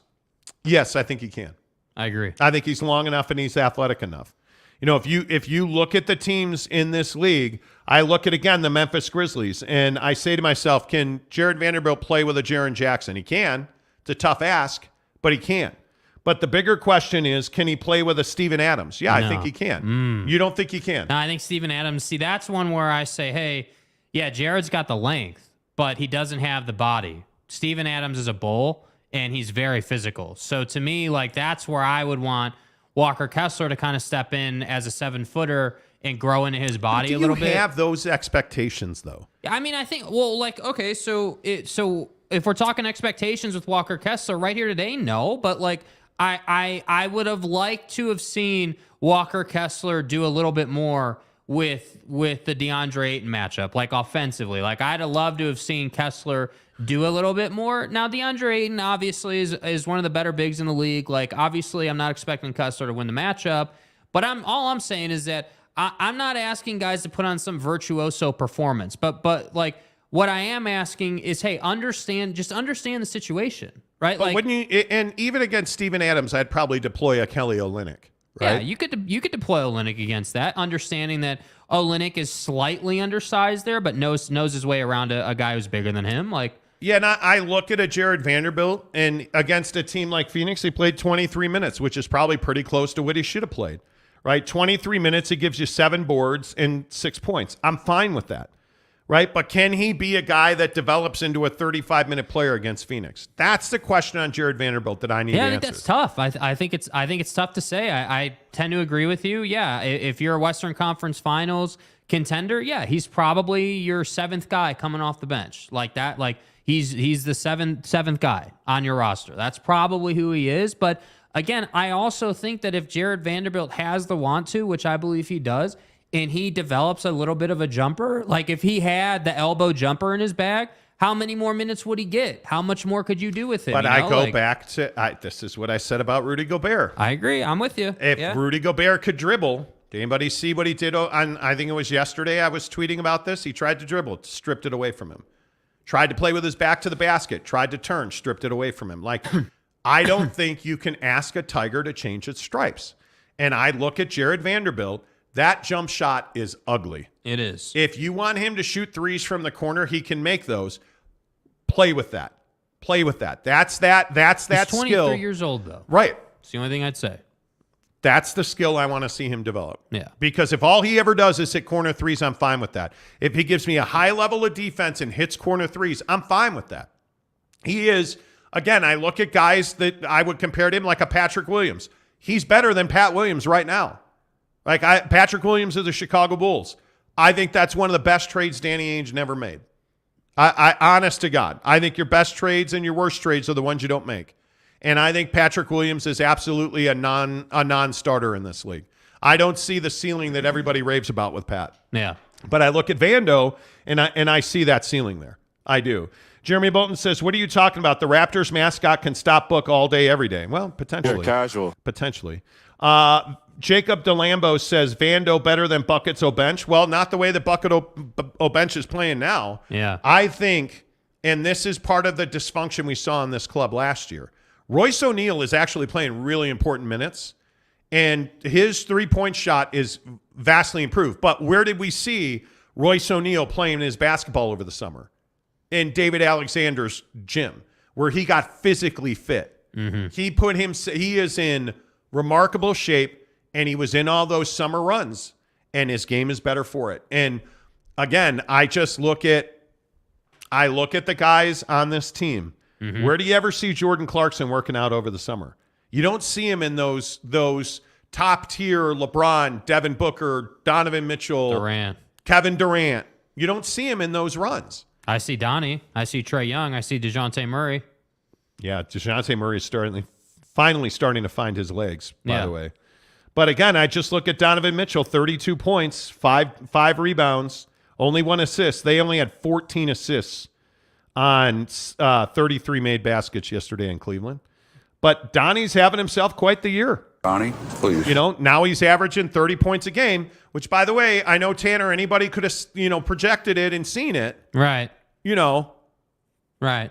Jackalope. My point is, I told you, he's going to average 30 points a game. Donovan Mitchell is absolutely an MVP candidate. And I know that everybody is looking at his game and saying, like he had a hezzy at the top of the key yesterday. Yeah. And I can't remember who it was. I probably won't be able to find it. But He had a hezzy at the top of the key. Oh, left-handed carry. Yeah, it could have been a questionable carry. Yeah, come on. Eskeet says Vando and Larry MVP are similar defenders. Larry MVP is nearly a locked. Who's Larry MVP? I think he might mean Laurie. I don't know who you're talking about. Yeah, Laurie is not an MVP in any stretch of the imagination. Ken Williams says Kessler gets called for some questionable calls too, but he's a rookie and he doesn't understand what to do with his arms yet. Yeah. You don't get called because you fouled somebody. You get called for a foul in the NBA because it looks like you fouled somebody. Mm-hmm. That happens hundreds of times a night in the NBA. Yeah. And Walker Kessler is a giraffe out there right now. Like, he is a phenomenal shot blocker, instinctual defender, absolutely. But he also doesn't understand how to forearm check. He doesn't understand how to not extend those arms. Like, one of the major skills that Rudy Gobert has that a lot of other guys don't. When he goes to protect the rim, you don't see him all out here with his arms. And you see Walker Kessler right now using his forearm a lot in the air. Yeah. You're going to get called for that on a regular basis. Yeah. You're absolutely going to get called for that. And veterans know that, and they're taking advantage of it. By the way, who's the best team in the West? I mean, right now, probably the Suns or the Warriors. The Golden State Warriors are not the best team in the West. Okay. Stop it. Like, they're not the best. Well, I've won 3 in a row. And let me tell you, I was forearm strengthening to them the other night. Well, they're not the best team in the West. Stop. I think if I had to pick one team, the best team in the West, I think by far is the Phoenix Suns. Without Chris Paul, because Cam Payne is actually playing very well. They're very quietly 13-6. And I say very quietly because I think they're getting huge contributions from DeAndre Ayton and Devin Booker. And the thing I was, watching them over the weekend, you're starting to see that the Phoenix Suns have life after CP3. That's what you're starting to see here. Yeah. And notice the Robert Sarver nonsense has all gone away now. Now, the team's not sold yet, but the Robert Sarver, he's a racist, he hates women, and he lets goats crap in people's office stuff has all gone away now.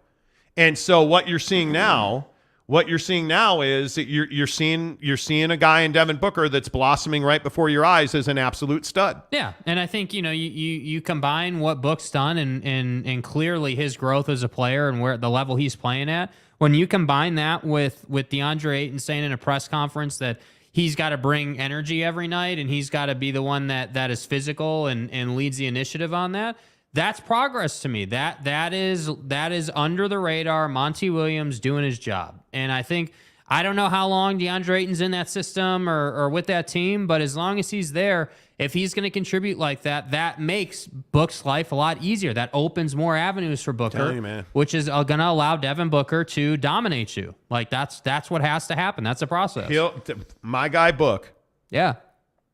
My guy Book will not win a championship until he leaves Phoenix. Mm-hmm. But he is just the game he's playing now, and he has been so wildly inconsistent shooting threes. But the way dude, I mean, just absolutely forget it. The guy's unbelievable. Mm-hmm. And I don't even know how you really explain the way that Devin Booker is playing. Because I think you're seeing we saw it in the Jazz games. You look at the way that Devin Booker is allowing DeAndre Ayton to operate. He's making DeAndre Ayton a more valuable player. Devin Booker is getting so many doubles. And the goal, if you go back and watch the game, the Jazz actually tripled Devin Booker with like a lagging defender that allowed DeAndre Ayton to have all this space on the backside of the paint.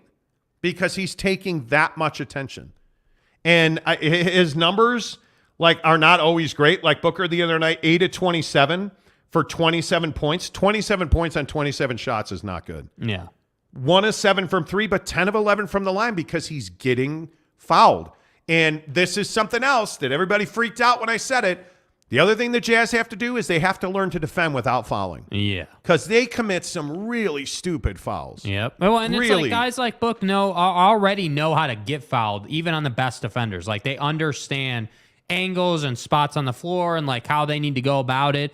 to get to the line 11 times. So if you're going to stick your arms out and you're going to help them, they're going to get to the line 15, 17 times a night. And if that's the case, you're going to lose most of those games. Yep, and damn right, Giggity. Damn right. Devin Booker is making business decisions now that he dropped that Kardashian. I got it. Maybe that should be one of the biggest stories in sports presented by Quick Quack Car Wash. Make sure you get to Quick Quack Car Wash. All kinds of free car washes going on. Get to the Quick Quack in the district in South Jordan. I have a wash pass with Quick Quack. I go a lot because, Klaus the Audi, driving up the mountains, back, down, forth, all the snow this week. There's never been a better time to give the gift of car washes than there are right now at Quick Quack. And I will say, I was at the one at the district. The line was out to the parkway, out to the street. And I timed it. We were out of there in 7 minutes.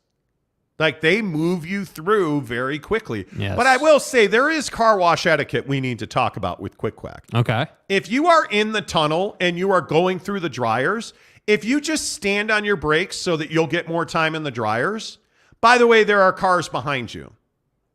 You can't do that. Yeah. You just got to move through the end of the tunnel. Yeah. You know what I'm saying? Get your wash pass today, right now, at Quick Quack Car Wash. Make sure you tell them you heard about it on the Monty Show at Quick Quack Car Wash. What do you think the biggest story in Utah sports is right now? I think pretty clearly it is the Utes.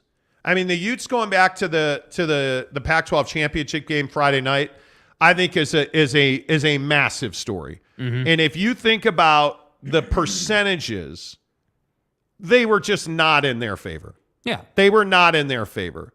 And now that Utah is back in the Pac-12 Championship game Friday night, 6 o'clock at Allegiant Stadium in Las Vegas, the USC Trojans are favored by 2.5. 67 points is the number. Yeah. Now, remember, what was it? A combined 83, 42, 41, I think, last time? Yeah. So 67's not surprising. But is Utah the biggest story in Utah sports right now? 100%. I think it's a phenomenal story. I think Kyle Whittingham deserves all the respect in the world. I think that this team and this core group, before they move on, has unfinished business. And I think that, I look at this game, and this to me is one of the best games we're going to get in college football this year. And I know everyone says, hey, it's not the SEC, it's Pac-12, and yada, yada, yada. But what I'm here to tell you is that this Utah defense has a point to prove against Caleb Williams. And just the same way, Caleb Williams has a point to prove in his Heisman candidacy. And I think checking this box for Caleb Williams could very well seal the deal on his Heisman hopes. If he's able to win this game, that's obviously going to help him. But what I'm curious about in this game is this is an indoor football game, right? The last time they played outdoor, obviously. So when I look at an indoor game in a neutral site, the place is going to be hopping. SC travels well. Utah's obviously, their fan base is going to be there. Like, this has 80-point game written all over it, in my opinion. Like, this has absolute grinded out type football game written all over it. And I think you can't. This is one you can't miss. Like, you got to sit down and just watch this game, because this is going to go one of two ways for Caleb Williams. You're either going to be really special and you're going to outplay a great defense, or the Heisman's going to die on that field for you. So that's why I think this game has more ramifications than just the Pac-12 Championship. Yeah, where are you at on the Heisman? Because it is so frustrating to me. I was looking at this last night as I was laying in bed without a shirt on, and I was thinking to myself, okay, what? What? So you didn't have a shirt on? Yeah, I was laying in bed last night. What's the problem? Anyway, so I was laying in bed last night looking at the rankings and the prognostications. How on earth is C.J. Stroud, the quarterback at Ohio State, still everyone's pick over Caleb Williams? Don't know, dude. You got that by Michigan. You got beaten badly. Yeah. 45-23 at the shoe. Yeah. And you can't win the Heisman Trophy when you get beat like that at home. That's an issue. You can't do that. Agreed. And I look at Caleb Williams. He has had, I think, as a starting quarterback in college football, Caleb Williams has had some of the most pressure on him of any player in all of college football, because not only, as Jake likes to say, oh, Lincoln Riley's a cheating screwhead. Dust up. Not only did he transfer from Oklahoma to USC, the expectation was Pac-12 Championship. Yeah. By the way, they're going to play for a Pac-12 Championship on Friday night in Vegas. How about that? Like, he's lived up to it. CJ Stroud is not. And I again, with all due respect to all the people who are like, oh, the Big Ten. Hey, man. The Big Ten is what? With all due respect. It's deep? No, that's a lie. It's good? No, that's a lie. Well, college football playoff? No, that's a lie. Ohio State, and go back and watch the tape. I said it 1,000 times last week. Yep. Ohio State's overrated. Yep. I can only say it so many times. Ohio State is overrated. Let's settle this right now. They lost by 20 points to Michigan.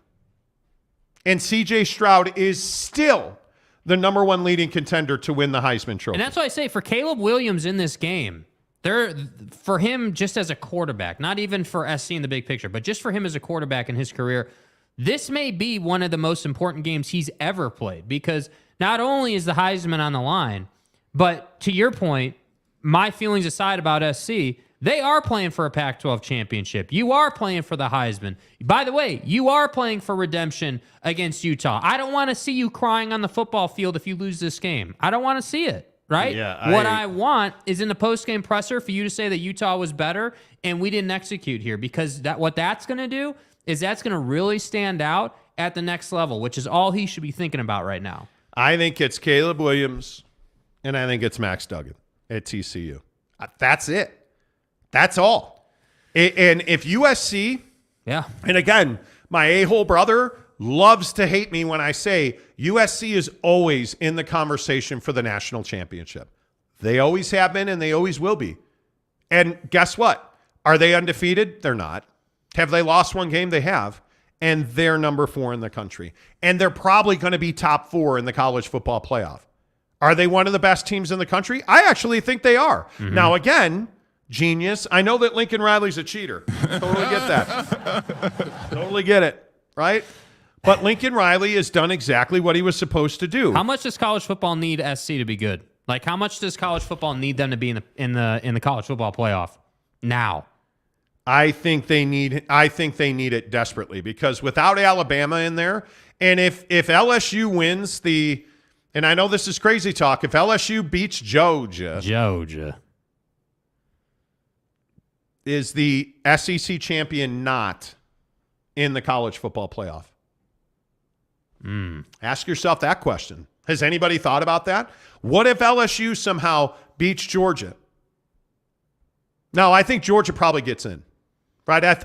Because, again, if we're all talking about how, 4 best teams in the country, your mom's hot, right? If we're talking about the 4 best teams in the country, Georgia has to be in. 100%.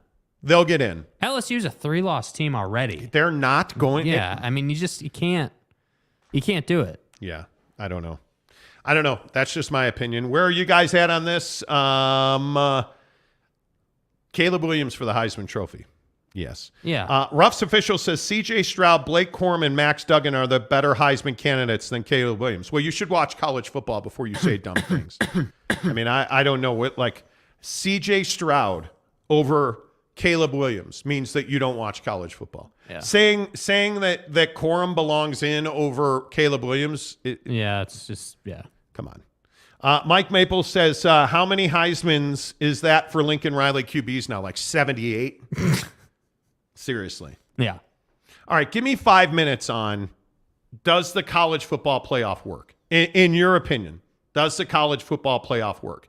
Because when you look at Utah USC, should USC be playing for a national championship? Yeah, I mean, I think that the Pac-12, desperately needs somebody to be dynamic and needs somebody to actually get into the college football playoff. But does the college football playoff work? Does the process work? No, I think it's flawed. I think that, this LSU conversation might be the best example. You have people that are going to say that, if LSU wins the SEC championship, that they should get in as a 3-loss team. And what I'm saying is that there's no way that they should get in as a 3-loss team when you have Georgia, who at that point would be a 1-loss team. That it just shouldn't take place. I look at if we zoom out in the bigger picture, there's this conversation around how the college football playoff is very limiting. That a team like TCU, as an example, has to be perfect. If TCU loses one game, they're done. It's over.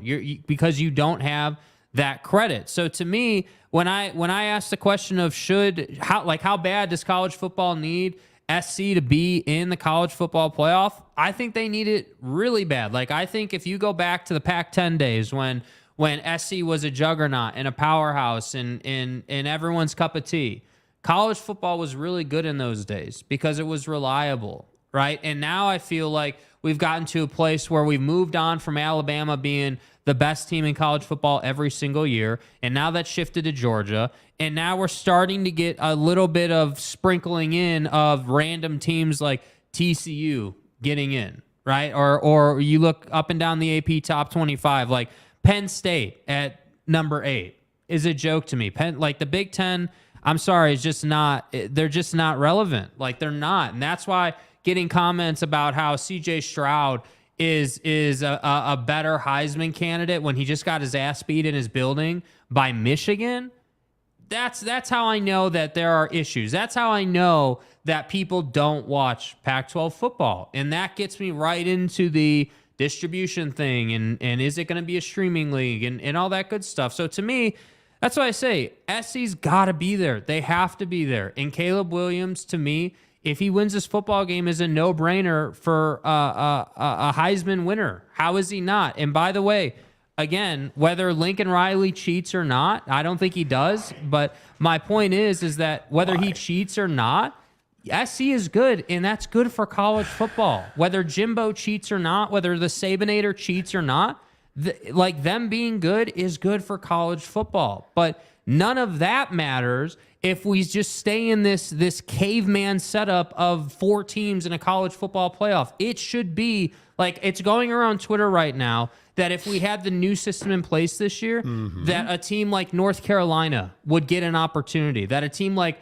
I think it was Purdue, would get a fringe opportunity if they won this game. That's what college football needs. Purdue. But you see my point? College basketball, you get these random teams that win a game they shouldn't win. Yeah. That's what I think college football needs. Gonzaga? Yeah. Gonzaga. I think you're right. Gonzaga. On a couple of things. Gonzaga. On a couple of fronts, I think that college football is better when USC is better. Yeah. I think that USC quarterbacks have a really big Heisman advantage. When you look at Caleb Williams, and I see the hotly contested, I see the hotly contested comments. Ruff's official says, Ohio State lost to an undefeated Michigan team. USC lost to a 9-3 Utah team. Caleb Williams is ranked 5th in stats. The Heisman Trophy is not about stats. It's about moments. It always has been. It always will be. C.J. Stroud doesn't have a moment because their strength of schedule sucks. And they lost to the best opponent. They didn't. How do I make people understand this? They didn't lose to Michigan. Right. That game was in Columbus at the Shoe, and it's the only game on their schedule of consequence. And they got their ass kicked. They didn't lose. They got boot heel. Think of the worst way. You it's didn't Michigan. Lose in overtime by 1 point. But it's you Michigan. Got dominated. It's Michigan. Yeah. It's the only game of consequence on your schedule because the Big Ten sucks. Yeah. Now, remember this. Nobody's talking about their win over Notre Dame. Nobody is talking about that game. And maybe they should be, but they're not.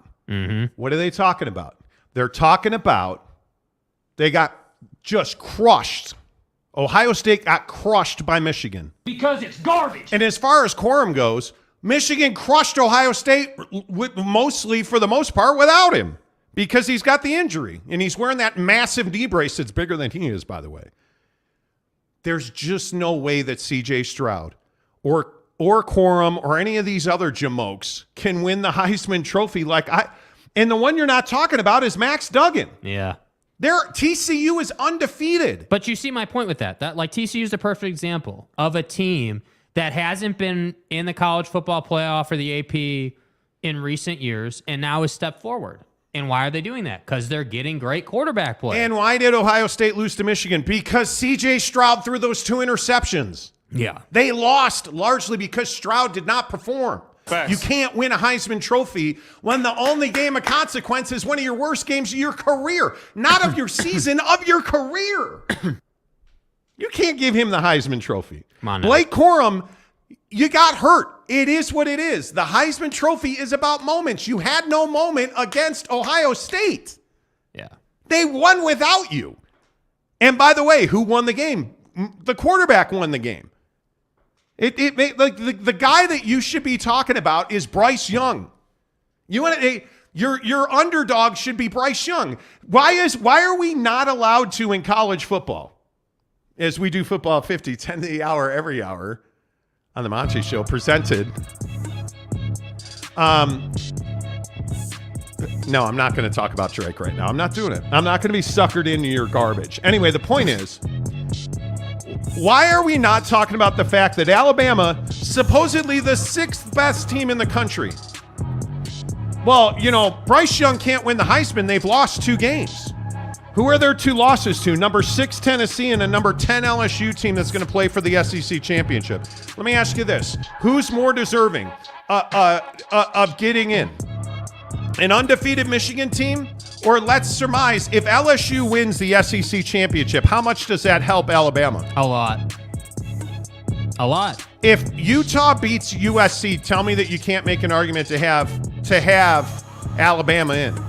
Because I think I could make that argument. Yeah, well, and that's the thing for SC. They can't afford to lose to Utah at all on any level. You have to win that game, to have any hope. And do you understand how good Bryce Young is? I don't think people understand it. I think all we talk about at Alabama is Nick Saban and his defenses and his speeches. I'm telling you that Bryce Young is a stud. And I think I can make the argument that when your only 2 losses are to number 6 and number 10, and you have wins over just about everybody. And you play in the SEC. It's amazing to me. That has to matter. You're 10-2 and you're not going to the college football playoff. Alabama's 10-2 and they're not going to the college football playoff. Yet we want to talk about the fact, Michigan's undefeated. Michigan doesn't have that schedule. Michigan doesn't have those results. What would Michigan be with that schedule? Come on. 4 losses? 3 losses? I have a lot of respect for what Michigan's done. They got 5 first-place votes, and probably deservedly so. But what's their best win? There's no doubt it's an overrated number 2 Ohio State, right? Because other than that, number 10 Penn State, is Penn State really one of those teams where you're like, oh, man, we got to – Penn State, wow, can't believe they're – No, they're not. Penn State lost to the only 2 teams of consequence on their schedule, Michigan and Ohio State. This is a 2-team league. It's a 2-team league. I'm telling you, Alabama's one of the 4 best teams. Do they deserve to get in? Probably not. Tomorrow night when the college football playoff rankings come out, SC should be 4th. And I think the AP probably has it right with Georgia 1, because Georgia's the best team in the country by a lot. Yeah. Georgia, Michigan, TCU, and USC are the 4 best teams in the country. As far as wins, losses, who should be ranked where, I don't even disagree with it. I think mayhem happens if LSU beats Georgia. If LSU beats Georgia, I don't even know what you do. Honest to goodness, I have no idea what you do. If LSU wins the SEC championship, put them both in. No, you can't put. You mean Georgia and Bama? Georgia and LSU. You can't put LSU in. LSU's a 3-loss team. I agree. You can't do it. But LSU's going to say, "Hey, we beat Georgia." I How don't. are we not in? That's what they're going to say. Yeah, I don't know, man. Sean Mierzinski, good morning. I watched Bryce Young in high school. He was a baller then, and he's even more of a baller now. Yeah, he is. Yeah. Yeah, he is. There's no doubt about that. Jeremy Bolton says, I agree with what Tom said earlier. Cam's NFL depends on this game. Yes, it does. If Cam Rising wants to go to the NFL, or wants to be drafted. If Cam Rising wants to be drafted, he's got to beat USC twice in one season. Dude, 300 yards, 3 touchdowns, no picks. Because let's be honest, Cam Rising against USC was nothing short of phenomenal. Yep. I mean, and they're going to need that again. Like, I hope people understand. You should not expect Utah to win this game. You should expect SC to win the game. But again, Cam has a propensity of pulling out special, performances in big games. Yeah, I'll pull out special. I'm just telling you that Cam Rising against USC is the best game of his career. Arguably one of the best regular season games by a quarterback in the history of Utah football. Which means they're not even in the same league as Papa Murphy's Pizza. Papa Murphy's presents How to Change the Way You Pizza. Step 1, carefully knead dough. Step 2, artfully spread sauce. Step 3, add fresh mozzarella and assemble toppings. Step 4, realize we already did all that for you, so all you have to do is bake it. For a limited time only, get the Hog Heaven Pizza with Canadian bacon, ground sausage, and crispy bacon. Papa Murphy's, change the way you pizza. Use the promo code Monty25, Papa Murphy's Pizza, Monty25 to get 25% off your purchase of $25 or more. Okay, now listen, just settle down, friends. Okay, I'm entered to win. Settle down. We are trying to enter to win the DJ Khaled Air Jordan 5s. Yep. That just dropped in the sneakers app. I'm in line. I'm in line as well. Okay, let's go. We've probably got 5-6 minutes to wait here. Let's see. Let's get Mrs. Monty in sneakers app. Yeah. AJ5. Turn up your drops. Yeah. Okay. The chances of us winning this are slim and none, and Slim just left the building because this is one of the hottest shoes. Yeah. In recent times, and I want this shoe desperately. So we'll see what happens. Yeah, we'll see. Do you feel confident about it at all? I think we've got a shot. We're not on Wi-Fi. We're on data, which always helps. It does. I would agree. We got in right on time. If you can get in inside the first minute, you have a chance. I don't know. I think we got a shot. All right, let's find out. We'll keep you up to date on that. The Monty Show presented by the Advocates, UtahAdvocates.com. If you've been in a wreck, if you've been injured, guys, I say it every day. I say it multiple times a day. The Advocates are where you want to be because they're just that damn good. I mean, it is this whole thing about our reliance on our insurance companies. And yeah, I'm one of those guys that always tells you your insurance company is only worth the amount you pay them when you get in a wreck. Absolutely, that's true, right? But when you've been injured in a car accident, don't rely on your insurance company. You can't do it. You have to call the Advocates. Get to their website, UtahAdvocates.com, because there's no upfront cost for you. They're helping you defer your out-of-pocket medical costs, so that's why they don't ask you for any consultation fee. There's no huge retainer. At the Advocates, you do not pay them unless and until they win your case. That's the deal they make with you. They are the best injury attorneys in the business. And they're going to make sure that you focus on getting healthy, that you focus on, hey, I need to get back to work. I got to pay my bills. Hey, let's defer your medical bills. That's the kind of caring and compassion. And the word that comes to mind when I think about the Advocates is empathy. Your insurance company doesn't have empathy for you. And empathy is understanding your position, right? That's what empathy means. Hey, being able to relate to where you are and what's going on in your life, that's the Advocates. You form a relationship with the attorneys at the Advocates. They're going to fight for you, and they're going to get you that best possible outcome. That's why they're the best injury attorneys in Utah. Check them out online at UtahAdvocates.com. And I'm telling you, they're just fantastic at what they do. They are absolutely fantastic. I've known Matt Driggs and the guys at the Advocates for over 10 years. Check them out online at UtahAdvocates.com. And I see everybody talking about this Heisman thing and what are people saying? Then there's Ken Williams who says you talk like a bunch of girls on shoes. Well, it's a lifestyle, bro. Yeah, bro. It is this absolutely is a very rare, a this is a lifestyle. Rare shoe. Gotta have it in the collection. Gotta have it in the collection. Gotta have it, dude. Have to.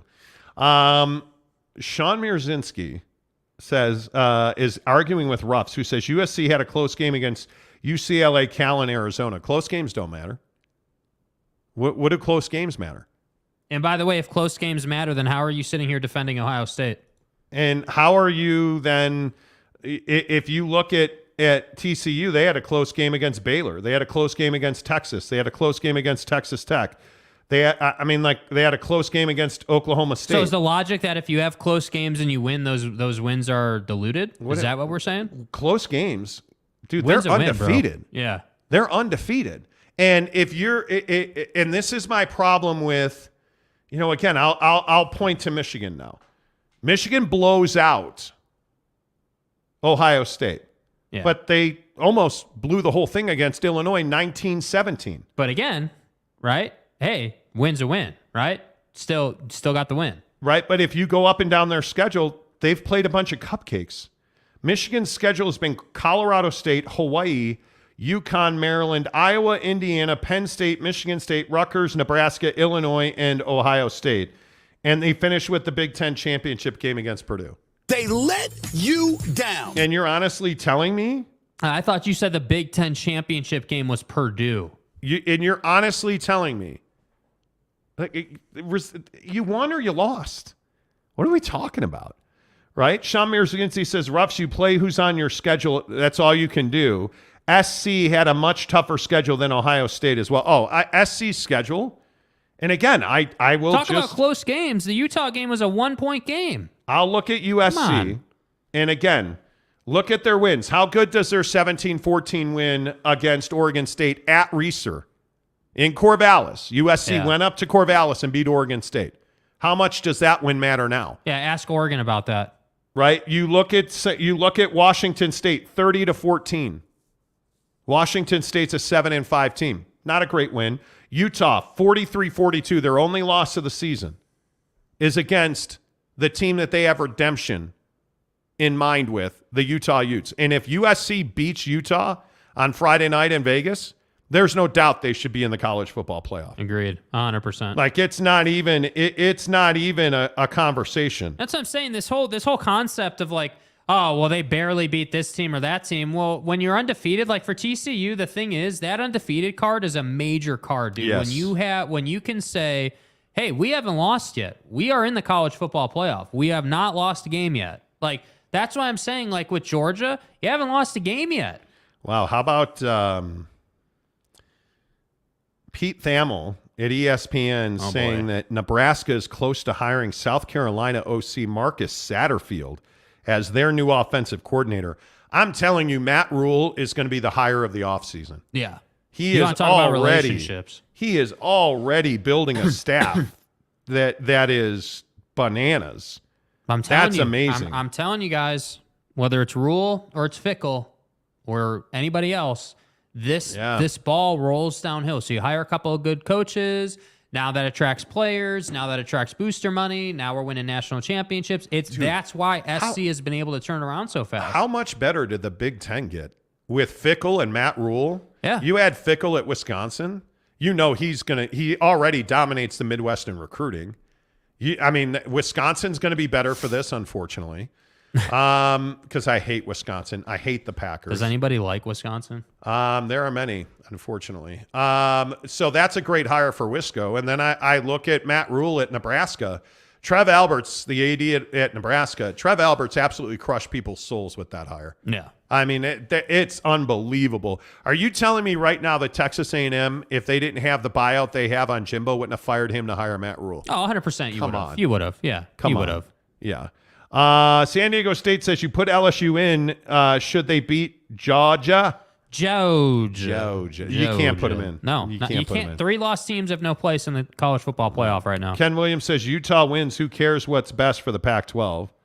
Well, I care. I mean, as much as I hate, Kliavkoff and the whole Kliavkoff, please. I'm sorry. As much as I hate George Kliavkoff and his back of the envelope calculations, I would love to see the Pac-12 find a way, because I actually do believe the Pac-12 has the opportunity to be the best conference in college football. They just don't act like it. They don't run it that way. By the way, Arizona State is hiring Idaho State defensive ends coach Vince Army as their on-field defensive coordinator. Former assistant coach at Arizona, extensive high school experience in Arizona. It's a good hire. I'm telling you, man. Well, but some you of have these to hires, be aggressive. You have to be aggressive. Some of these hires are bananas. Like for instance, I'm interested to see. I'm interested to see exactly how Nebraska finishes with Matt Rule's staff. If you ain't first, you're last. I mean, I cannot believe that Luke Fickell went to Wisconsin. Hey, I think Luke is someone who's had to deal with the little brother perception of Cincinnati, and he's paid the price for that. And by the way, Kenny Dillingham going to Arizona State, leaving Oregon. Whoo. Come on now. He is you want to talk about a power recruiter. I'm telling you, Kenny Dillingham can recruit. Yeah. He can absolutely recruit. There is just no doubt about that. Yeah. And I love the Pac-12. I love college football. I think this is going to be one of the best off seasons we've seen ever. Let's see. Giggity says, look at Caleb Williams' numbers in those 3 close games. USC won because of Caleb Williams. He's an absolute difference maker, dude.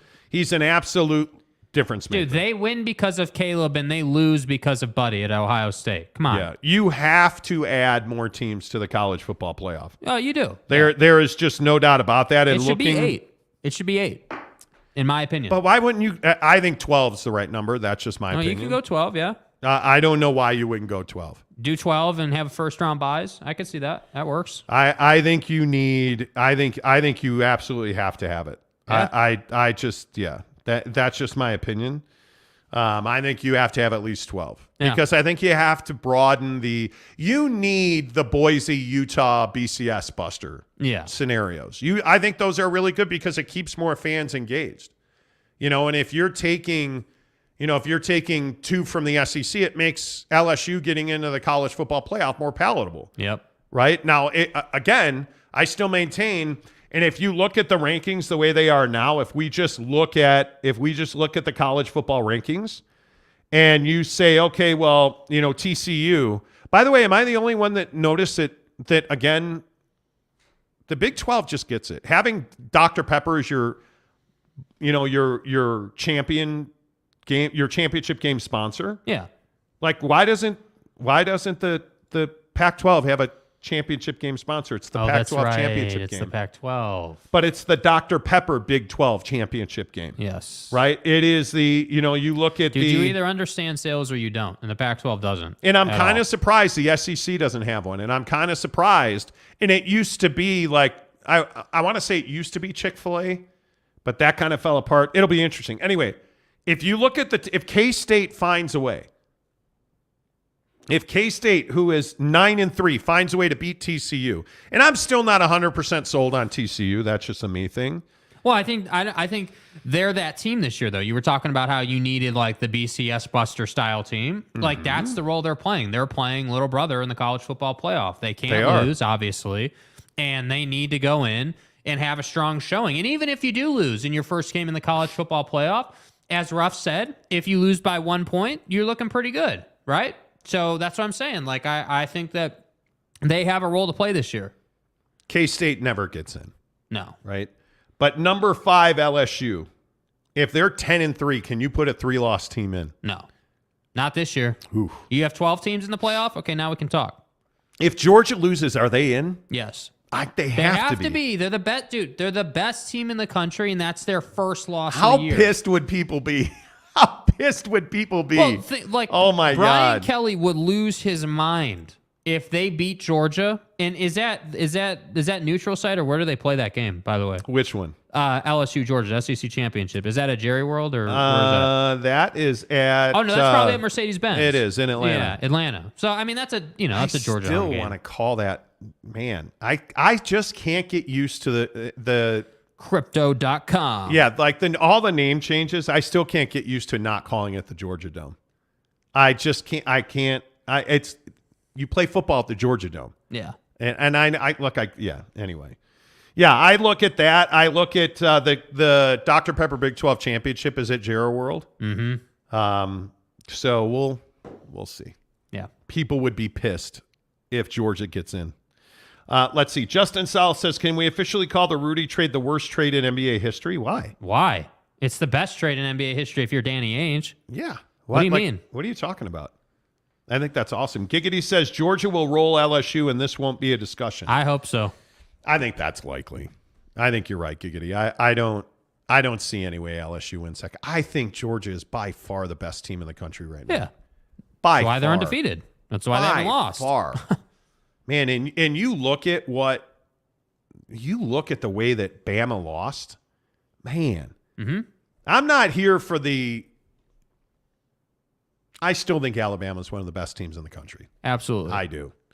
And I'm never going to say a crossword about Nick Saban. I just think he's the best college football coach ever. They're good, dude. Oh my God. Yeah, look, I think that oh, man. the Sabanators had a little bit of an off year, and they're still a damn good football team, you know? And I think that Kirby Smart has done an incredible job over the last 3 to 5 years of tracking down Nick Saban. I mean, think about it. Before Georgia got to this level, they were in the championship games with Alabama, except they were the losing team, right? Like, they were the losing team, and that's okay. That's the process in college football. But again, I hope BYU fans, with everything going on in the program, pay attention. Right? Kirby Smart came into a struggling Georgia program and recruited and took his losses and turned those losses into positives and did his job. And now you're the number one team in the nation. And I'm not saying that BYU's ever going to be that, but that process is what needs to take place in Provo. But by the way, does the Oregon win still look like a really good win for Georgia? Because after that, it was Samford, South Carolina, Kent State, Missouri, Auburn, Vandy, Florida. Their best win is Tennessee by far. Mm-hmm. Mississippi State. But again, how'd you beat Tennessee? That wasn't that close. 27-13. You dominated that team. Georgia Tech. And now you're playing LSU. I could see a way. And I hate saying it because he's a POS, but that Brian Kelly beats Georgia. Why? I could see it at LSU. That program, I mean, they've jumped leaps and bounds under Brian. Yeah.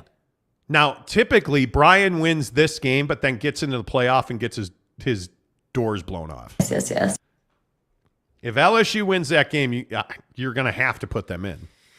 That's what I'm saying. They're a 3-loss team. You can't put them in. That's my point. But this is so, again, before I went on my rant about how the college football playoff is garbage, this is why it's garbage. Yeah. Because we got to sit here and debate, hey, if LSU wins the SEC championship, is that an auto bid? Is that a 3-win team? Like, we shouldn't have to do that. Yeah, I don't disagree. Tim Bruckmiller says Joey McGuire was a former president of Texas High School Coaches Association and knows all the Texas high school coaches, and Matt Rule hired him when he went to Baylor. Yeah. And listen, I think Matt Rule is going to have a staff of staffs. Yeah.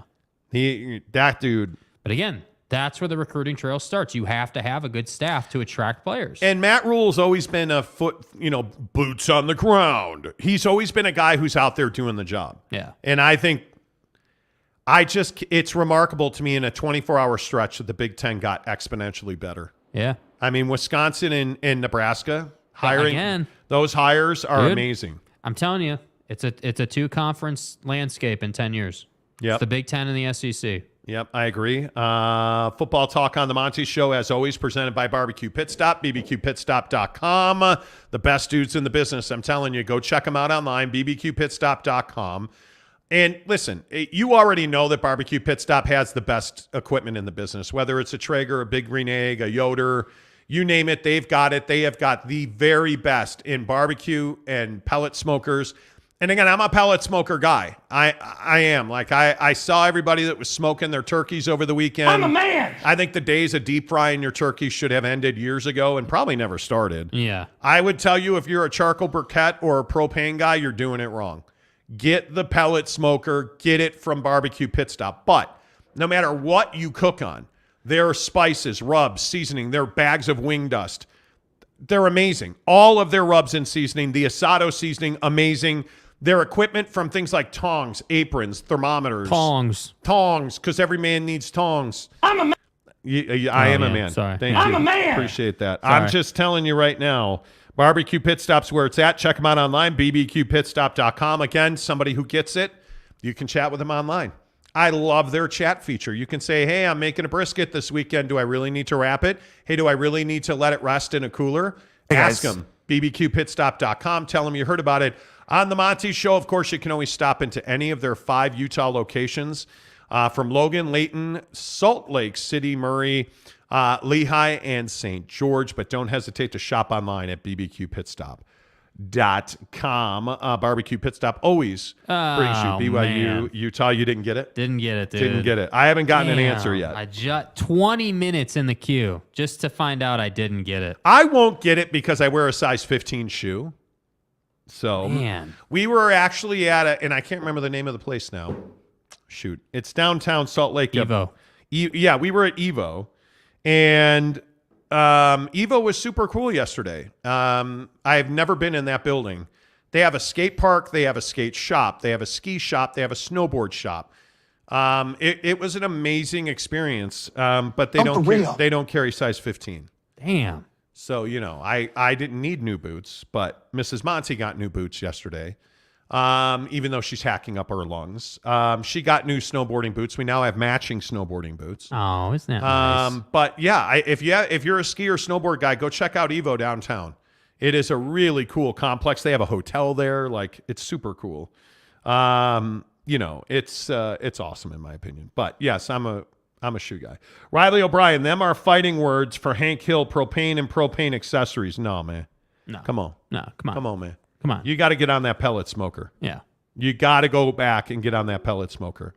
Let's see. San Diego State says the Sabinator, Little Nicky is a monomer. Monomer? Okay. Whatever that means. I'm a huge Nick Saban believer. Yeah. I think he is fantastic. This is Coach Saban. I think the way he runs his program, I think from recruiting to accountability. It is if I say it is. I posted a thing yesterday about negativity. Again, if you're just tuning in, I've had a lot of conversations about mindset and negativity in radio over the last couple of days. Like, it's a real thing. Like, radio is having kind of like a reconciliation with themselves. And one of the things you see so often is that there's a lot of negativity. And Nick Saban, they win this game and he's not going to the college football playoff. And he's like, yeah, nobody believed in us. Essentially said nobody believed in us, but the guys in the room did. And they shut out all the negativity. And he talked about how the boosters that were talking junk about the program are hurting the program. And I totally agree with it. Yeah. I just think if you're going to say, if you are going to say negative things about your job, about your family, about your program, about all you're doing is damaging things. Be a solutions-based person. Mm-hmm. In life, didn't get it. God. There is no solution for losing draws on the sneakers. Are we clear on that?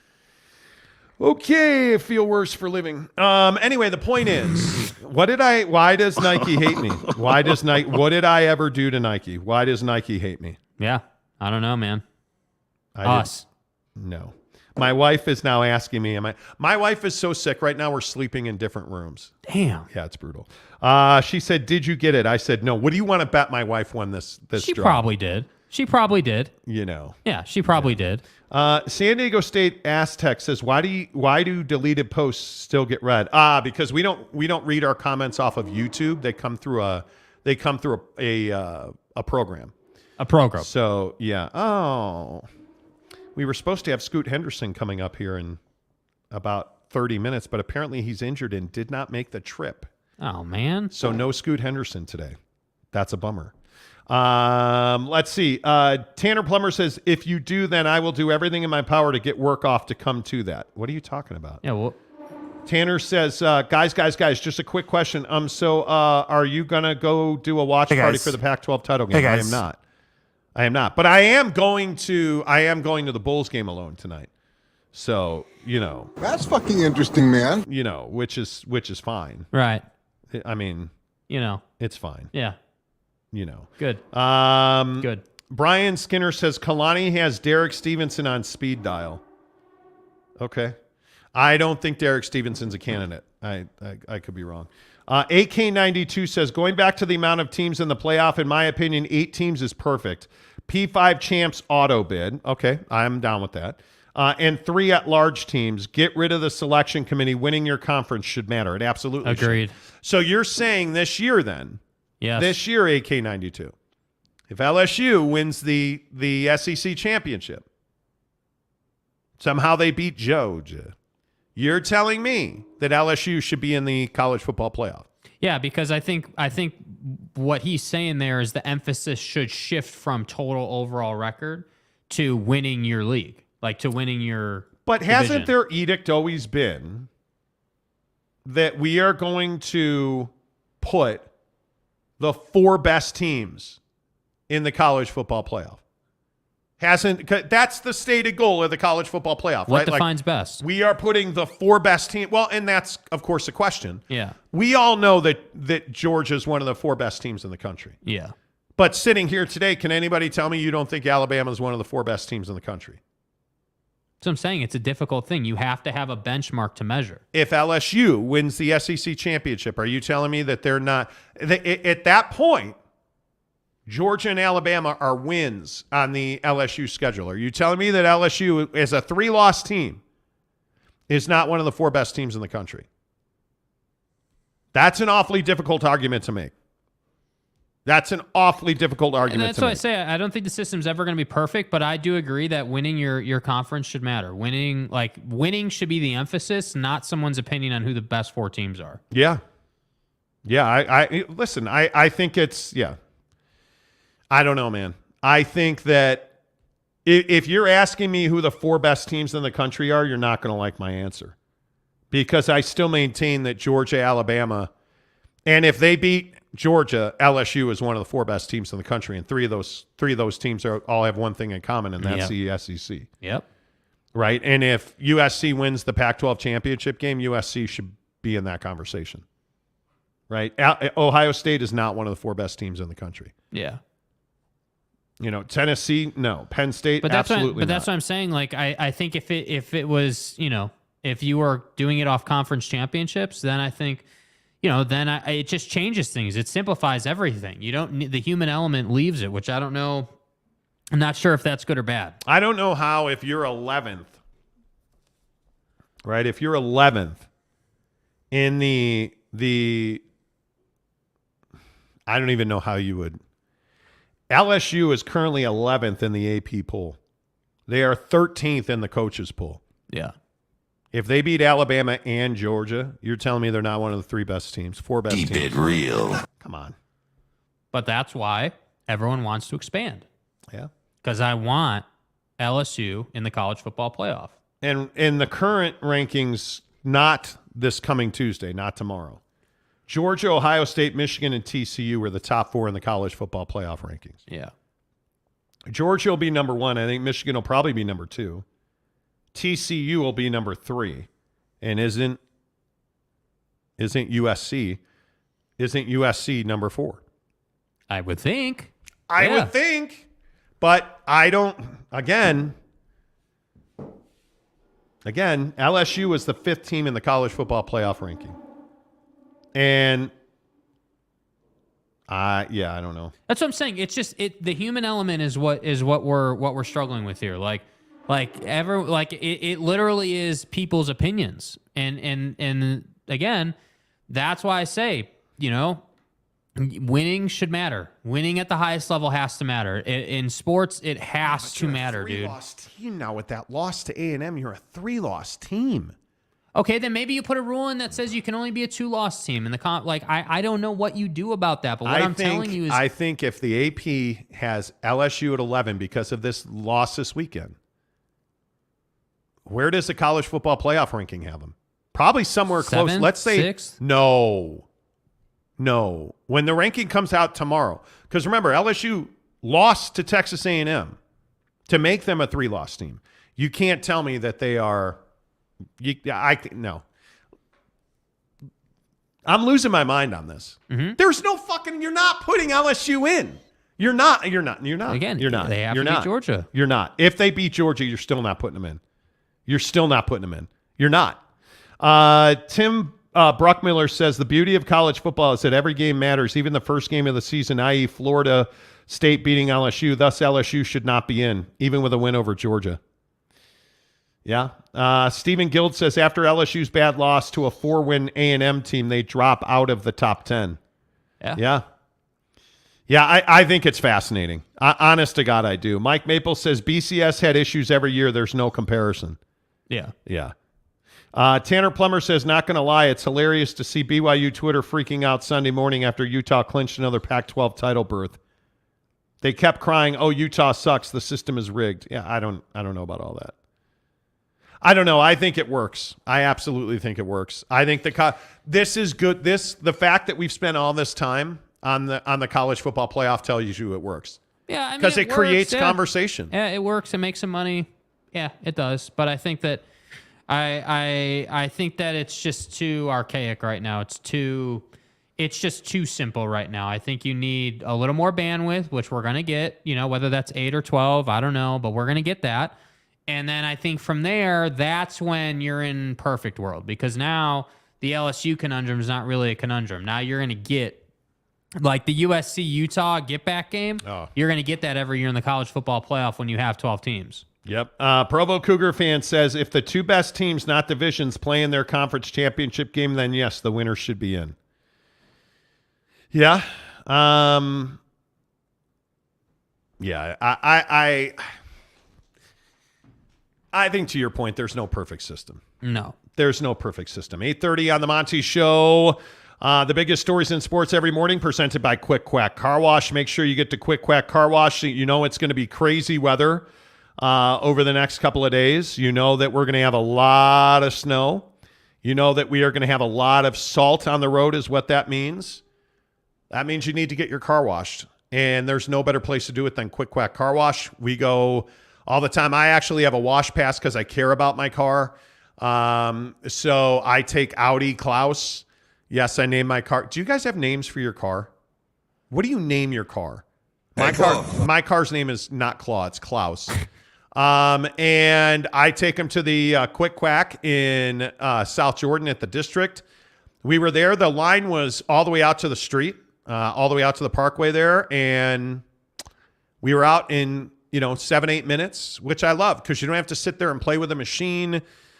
They get you through quickly. They give you that free dashboard wipe. The vacuums are always free. The towels are always free. Mm-hmm. So you can wipe down the inside of your car, wipe down your mirrors. Like, it's just a really good experience at Quick Quack Car Wash. The people are friendly, and that makes a huge difference to me. I don't know why I care about it so much. It's why I don't ever use self-checkout, because I like dealing with people. And at Quick Quack, you actually deal with a human being. If you don't have a wash pass, you pay them, you give them your credit card and they handle it for you. If you do, all you do is roll up, they put your license plate in and they give you a dashboard wipe and they say, "Hey, thanks for coming." And I just love that. I love that you get to deal with human beings. And that's why we're in business with Quick Quack Car Wash. All those locations are entrepreneurs, local businesses. Go support local at Quick Quack Car Wash. I think without question, I think today, right now, I think it's the Pac-12 Championship game is the biggest story in sports. And that SC is a 2.5-point favorite Friday night in Vegas over the Utah Utes. I think it's much must watch. Yeah. But by the way, what happened to Oregon? Just waiting for the Oregon fans. Come on in. Okay, I mean, let's talk about it. Where's Buddy? Duck season or whatever the hell his name was. I mean, Dennis Dixon and Marcus Mariota and your mom, like, where are they? Bo Nix for Heisman. You are fake. National championships. Phil Knight. You got Nikes and paint splatter uniforms. What happened? Oh, that's right. It went exactly as we said it would go. You went to Reeser and you died. Oh, but injury isn't. Everybody's hurt. Oh, what a loser. Bo Nix, he's got this leg thing. Yeah, Cam Rising's got something too. Everybody's hurt. What an idiot. It's November, dude. Football hurts. Yeah. Oh, but, what about... No, Bro, did you win the game? Well, Spinal. No, you didn't. Back is broken. You didn't. You got beat.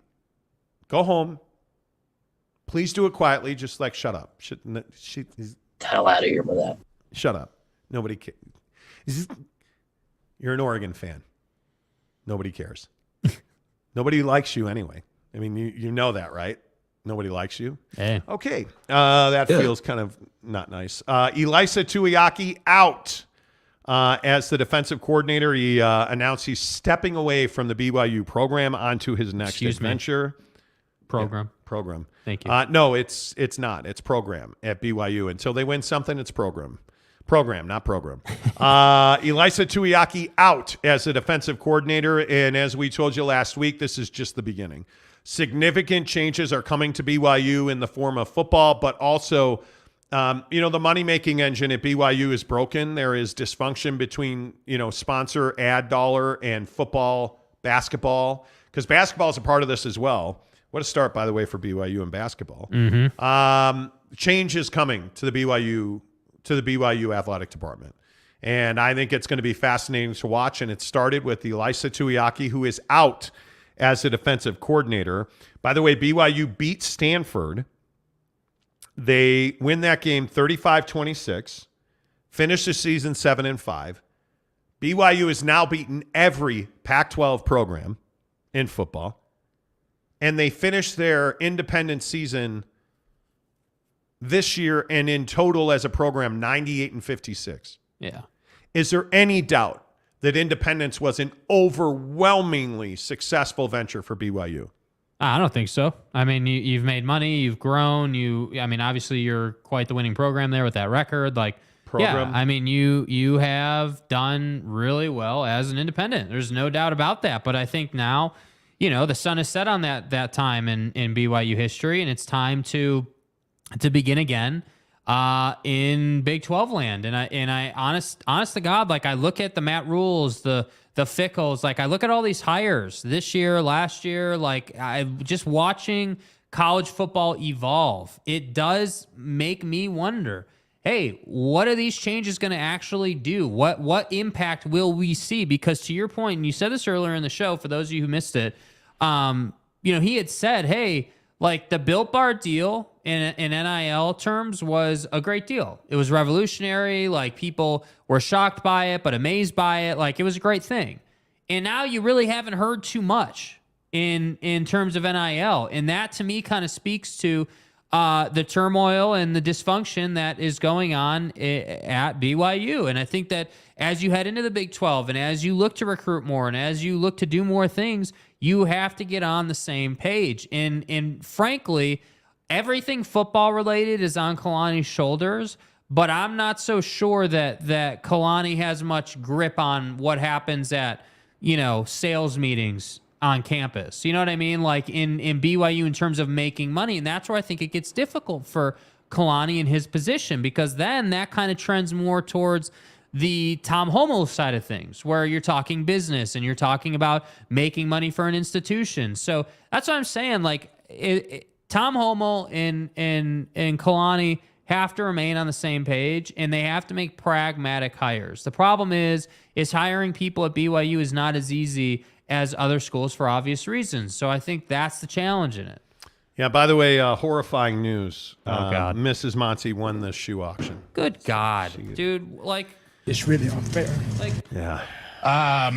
It's brutal. Boyd Lake says... All right, we're going to move on here. Yeah, Kalani should go get Sean Newer or Lance Anderson from Stanford is suddenly available as well. Well, Sean's the guy you want. I mean, obviously, you're at USC. What is he, the defensive line coach at USC?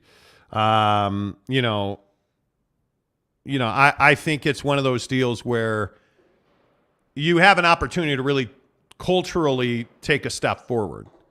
And I think Sean's far better of a candidate than Lance Anderson is, with all due respect to Lance. I just think that, obviously as a recruiter, being Poly, being a BYU alum, really just being, Sean is a BYU guy, right? Has been an assistant here. Yeah, he's the guy you want.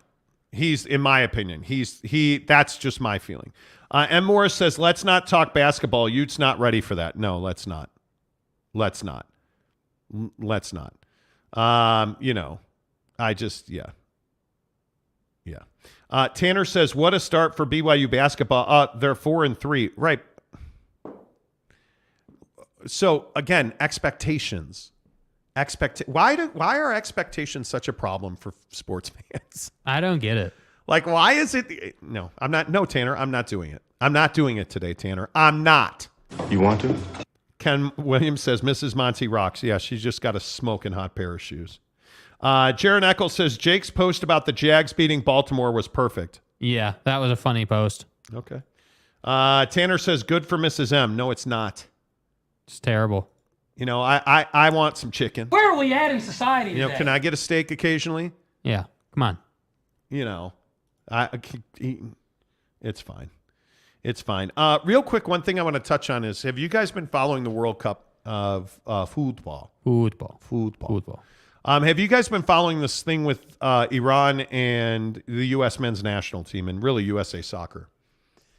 So you know that the men's national team has to beat Iran tomorrow to move on.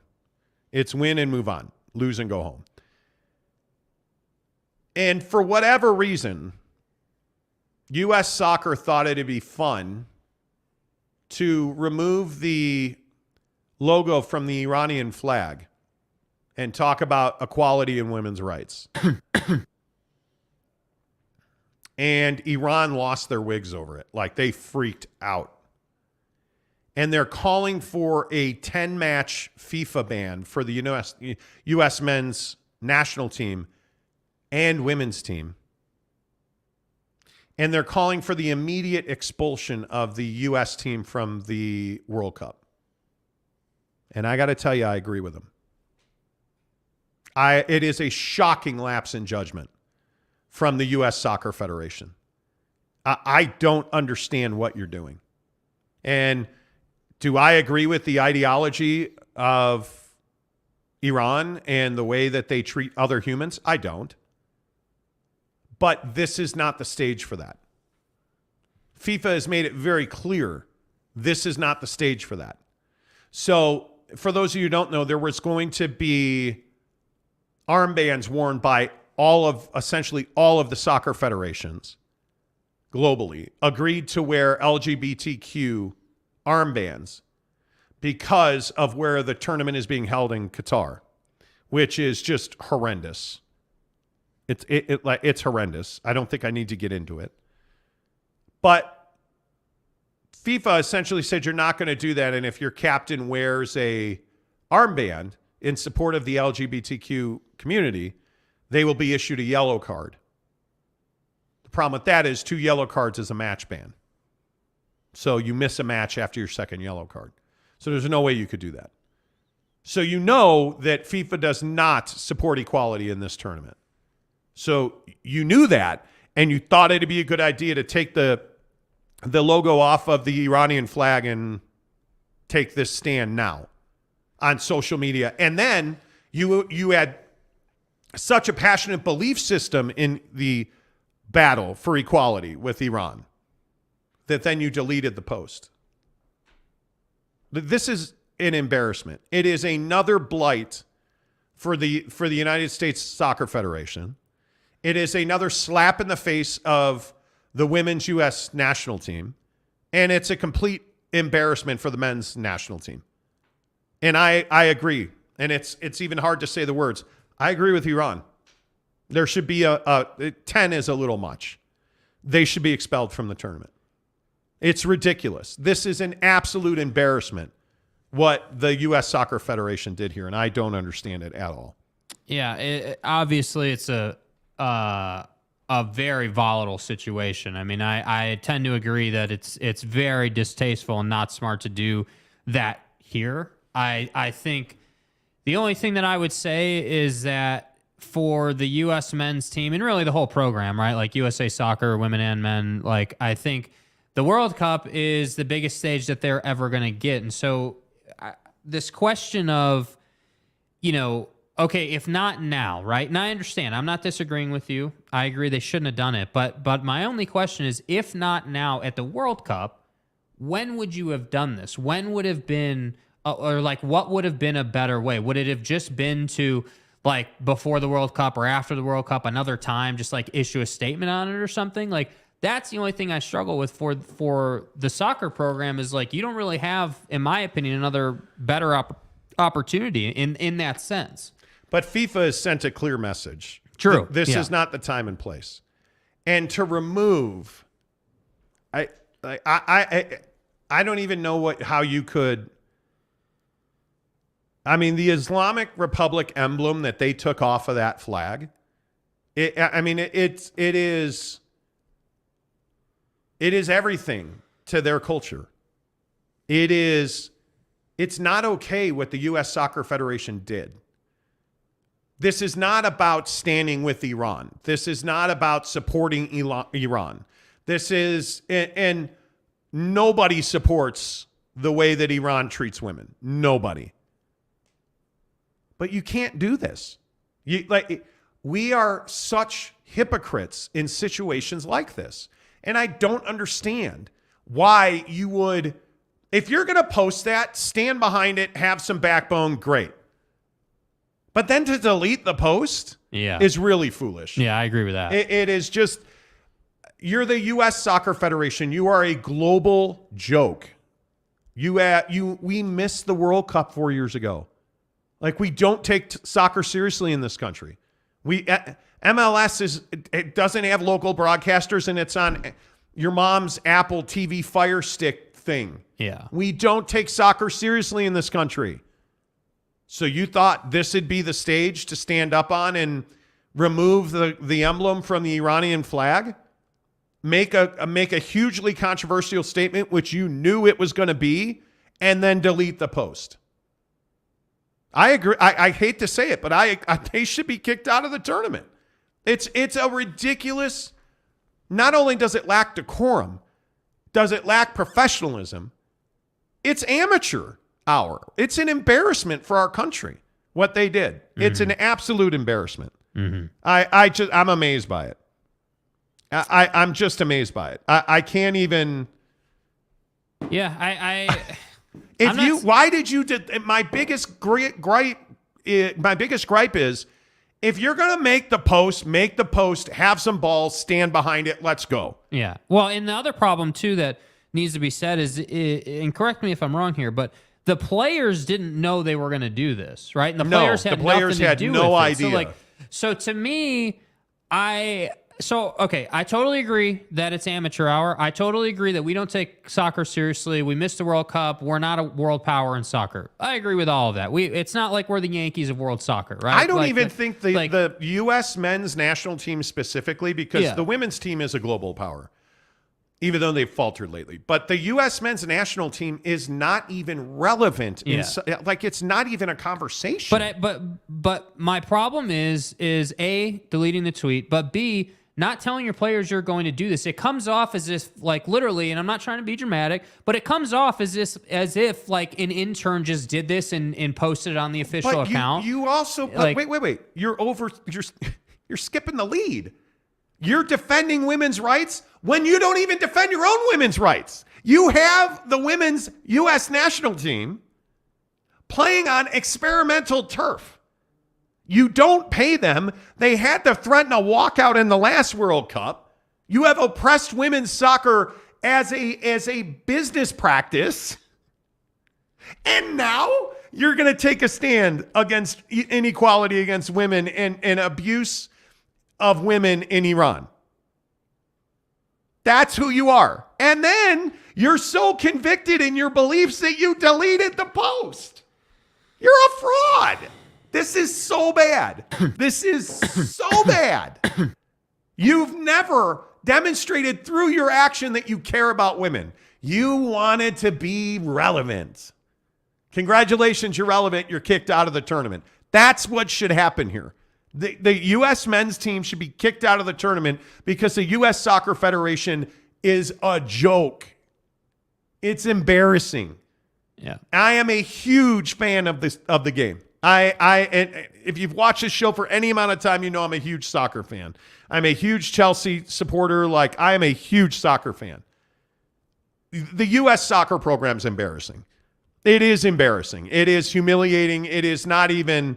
Like, the first time I ever went to England, I got mocked for being an American soccer fan. That's how bad it is. That's how bad it is. Christian Pulisic now falling on his face at Chelsea. Just another one in a long line, right? Anyway. Dwayne Boone says USA has to beat Iran tomorrow to stay alive and advancing into the next round. Yeah, they do. And again, it's not the players' fault that this happened. They had nothing to do with it. Nothing to do with it. Nothing at all. Jaron Eccles said, what a disappointing act from the program. We're better than that. We should be. I don't think in soccer we are. I don't think we are. You know. Ruff's official. Oh, God. The woke virtue signaling until there are repercussions. Yeah, that's actually not wrong. Well, we're going to be woke and stand up for the women. Oh, you guys are upset? No, we didn't stand up for the women. What women? But no one's going to disrespect me. What women in particular were you referring to, sir? Our U.S. women's national team players that have to play on experimental turf to see how bad the injuries will be? Saudi stooge. Yeah, those women. Yep, Eric C., exactly right. Every time Ruff's in the chat, get your popcorn out. Exactly right. Exactly right. You know. Boyd Lake says, we've lost the sense that other people in other countries don't see things exactly like we do and deserve cordial treatment. Even if we disagree on a worldview, we need good ambassadors, not insulters. Well, and I think there is absolutely space to support Iranian women. What's going on, like you look at this stuff going on in China. I don't know how many people are following what's going on in China and the lockdown protests and the fact that the workers at a Foxconn factory rioted and destroyed the factory and are probably costing Apple multi-billions of dollars a day in iPhone sales. You look at what's going on in China, you look at what's going on in Iran, and the bravery and the willingness to die for what you believe in. We would never do that here. We would never do that here. I mean, it's for what women in Iran are fighting for and dealing with. It's unbelievable. And then they just disappear them from the earth. You protested? Okay, we're going to kill you. That's what they're dealing with in Iran. So there's absolutely space for the largest democracy, supposedly. That's a Ruff's official conversation. But the largest, best democracy in the world to support women in Iran. Not through our soccer federation, who doesn't support women in the U.S. Yeah. That's not it. That's not it. And don't tell me it is, because it's not. They have never supported women. They have never. And the other problem is I agree with Boyd. I think your best point there is we are terrible ambassadors around the world. We're hypocrites and liars. That's what we are. Let's be honest. From a diplomacy standpoint, you know, like Grandpa Joe and, you know, Donnie before him. And I mean, we're embarrassing on the world stage. It's unfortunate. Eric C. says, MLS is still so young to be judged against the big leagues in the world. So what does age have to do with Apple TV and not having local broadcasters? How am I going to listen to an MLS game involving Real Salt Lake and not get to watch David James? Donnie, please. What sense does that make? What sense does that make? What sense does that make? You know, like I just, that makes no sense to me. You know, Provo Cougar fan says, reduce the size of the goal by 75%. Remove the goalie and enlarge the semicircle around the goal as a no-go zone, and maybe soccer will be watchable. Soccer's very watchable. Yeah, you're just a hater. Yeah. Tom says, little bit different sort of oppression. Your fallacy is false equivalency. What do you mean? What does that mean? I don't know what you mean. Eric C. also says, it's only because we Americans aren't the best at it, and it's not relevant. That's exactly right. Yeah. That's exactly right. And the sad thing is, the women's program is the best in the world. But we make them play on experimental surfaces. We don't pay them as well. We don't travel them charter. We essentially make them Uber across oceans. Yeah. It's really bad. It's really bad. Mike Maple says, Monty, have you seen the FIFA doc on Netflix yet? I have not. The fact that we're playing a World Cup in Qatar. And by the way, how come nobody's talking about the fact that the World Cup is in November? Do you know why the World Cup's in November? Because you can't play World Cup soccer in the summertime in Qatar. Because you will die. Yeah, the whole concept of it being in Qatar is annoying as well. I mean, it's ridiculous. It should not be there. But this is the whole hypocrisy in FIFA. I mean, let's kick the Americans out of the tournament for this joke of an action that they did. But no one is here to say, hey, how in the hell is the World Cup in Qatar? Why is it not in London? Why is it not in Germany? Why is it not in... Again, we tried to get... The United States tried to get the World Cup. And if you believe the allegations, it's because multiple decision makers at FIFA were paid $1 million each. That's not a secret. They were paid $1 million each for their vote. And somehow, some way, Qatar, one of the richest, wealthiest countries on the planet, got the World Cup. Funny how that works. And these guys got $1 million each, allegedly. But then FIFA, we don't want to talk about that FIFA is, corrupt. That's what I'm saying. That's why I say, on one hand, I completely agree with everything you're saying. On the other hand, my biggest problem is not even that we did this. My biggest problem is that we stepped off of it, right? You can't go half in on something like this. And that, to me, is the fundamental issue. Yes. Agreeing or disagreeing, whether you like or dislike what they did here, the biggest problem is that you weren't fully committed in it. You have to just be fully committed. The players should have known. It should have been an organizational wide thing. But again, that just goes right back to the men's program is a joke. It always has been, and it always will be. The U.S. Soccer Federation is an embarrassing organization. And then we want to sit here and we want to wonder why things like Apple TV happen, or why MLS is tiny. We do. Yeah, I don't know. RRR says, but you could build those stadiums in the summer. Yeah, and hundreds and thousands of people have died building stadiums in heat that you just have no business doing. Yeah. Yeah. It's crazy. The Monty Show, presented by the Advocates, UtahAdvocates.com. I just think it's terrible. It's why last week when people were talking about, hey, why aren't you guys paying attention? I'm paying attention, but it's hard for me to be passionate about this tournament when it's in Qatar in November. It is. You built all of these venues that are just going to be holes in the ground now. The whole thing is bothersome to me. Yep. It is really bothersome to me. A couple more. Jaron Eccles says, did you guys already talk about Lamar Jackson's tweet? Just go out and just got out of a work meeting. We did not, and I want to make sure that I get it right. So how good is Lamar Jackson? He's an MVP caliber quarterback. He's not a Super Bowl winner, and there's a big difference. Yeah, he is. He's a guy. He is a guy. I don't know. So somebody tweeted at him and said, when someone is asking for over $250 million guaranteed like Lamar Jackson, games like this should not come to Justin Tucker, the kicker. Let Lamar walk and spend the money on well-rounded teams. Lamar Jackson replied to that tweet and said, boy, STFU, shut them up. Y'all be capping too much on this app, MFer. Never smelt a football field, never did S, but eat a D.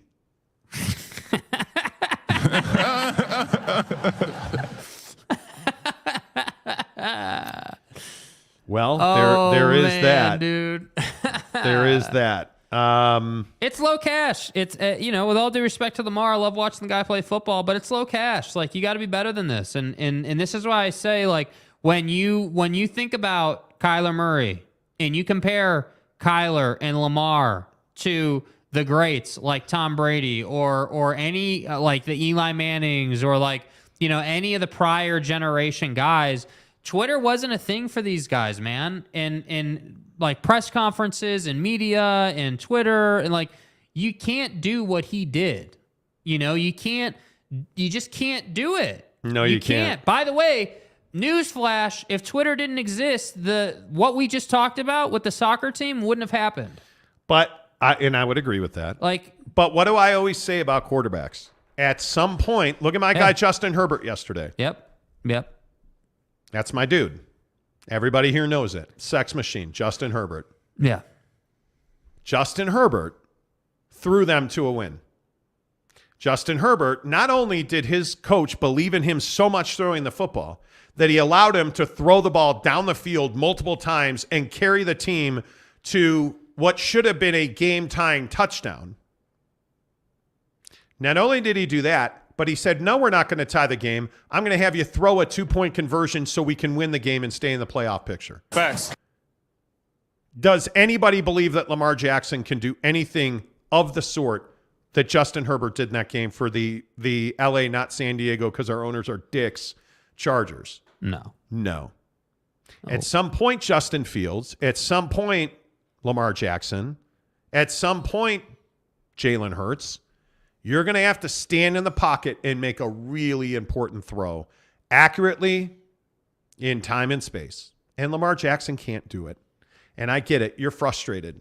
You lost again. You're getting exposed. They don't want to pay you. You don't have an agent. You're your own agent.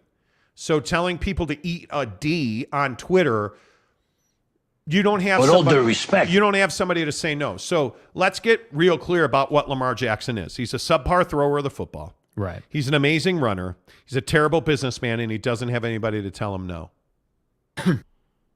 Because all good businessmen in the NFL are not on Twitter during the season. And when they are, it's because they're pushing a product. Yeah. Red Bull, whatever. They're not responding to people tweeting at them. Lamar Jackson is not a professional. That's what Lamar Jackson's not. If we're being really honest, Lamar Jackson, it isn't that he can't throw the football. I'm not paying Lamar Jackson because Lamar Jackson's not a professional. Yeah. That's the problem.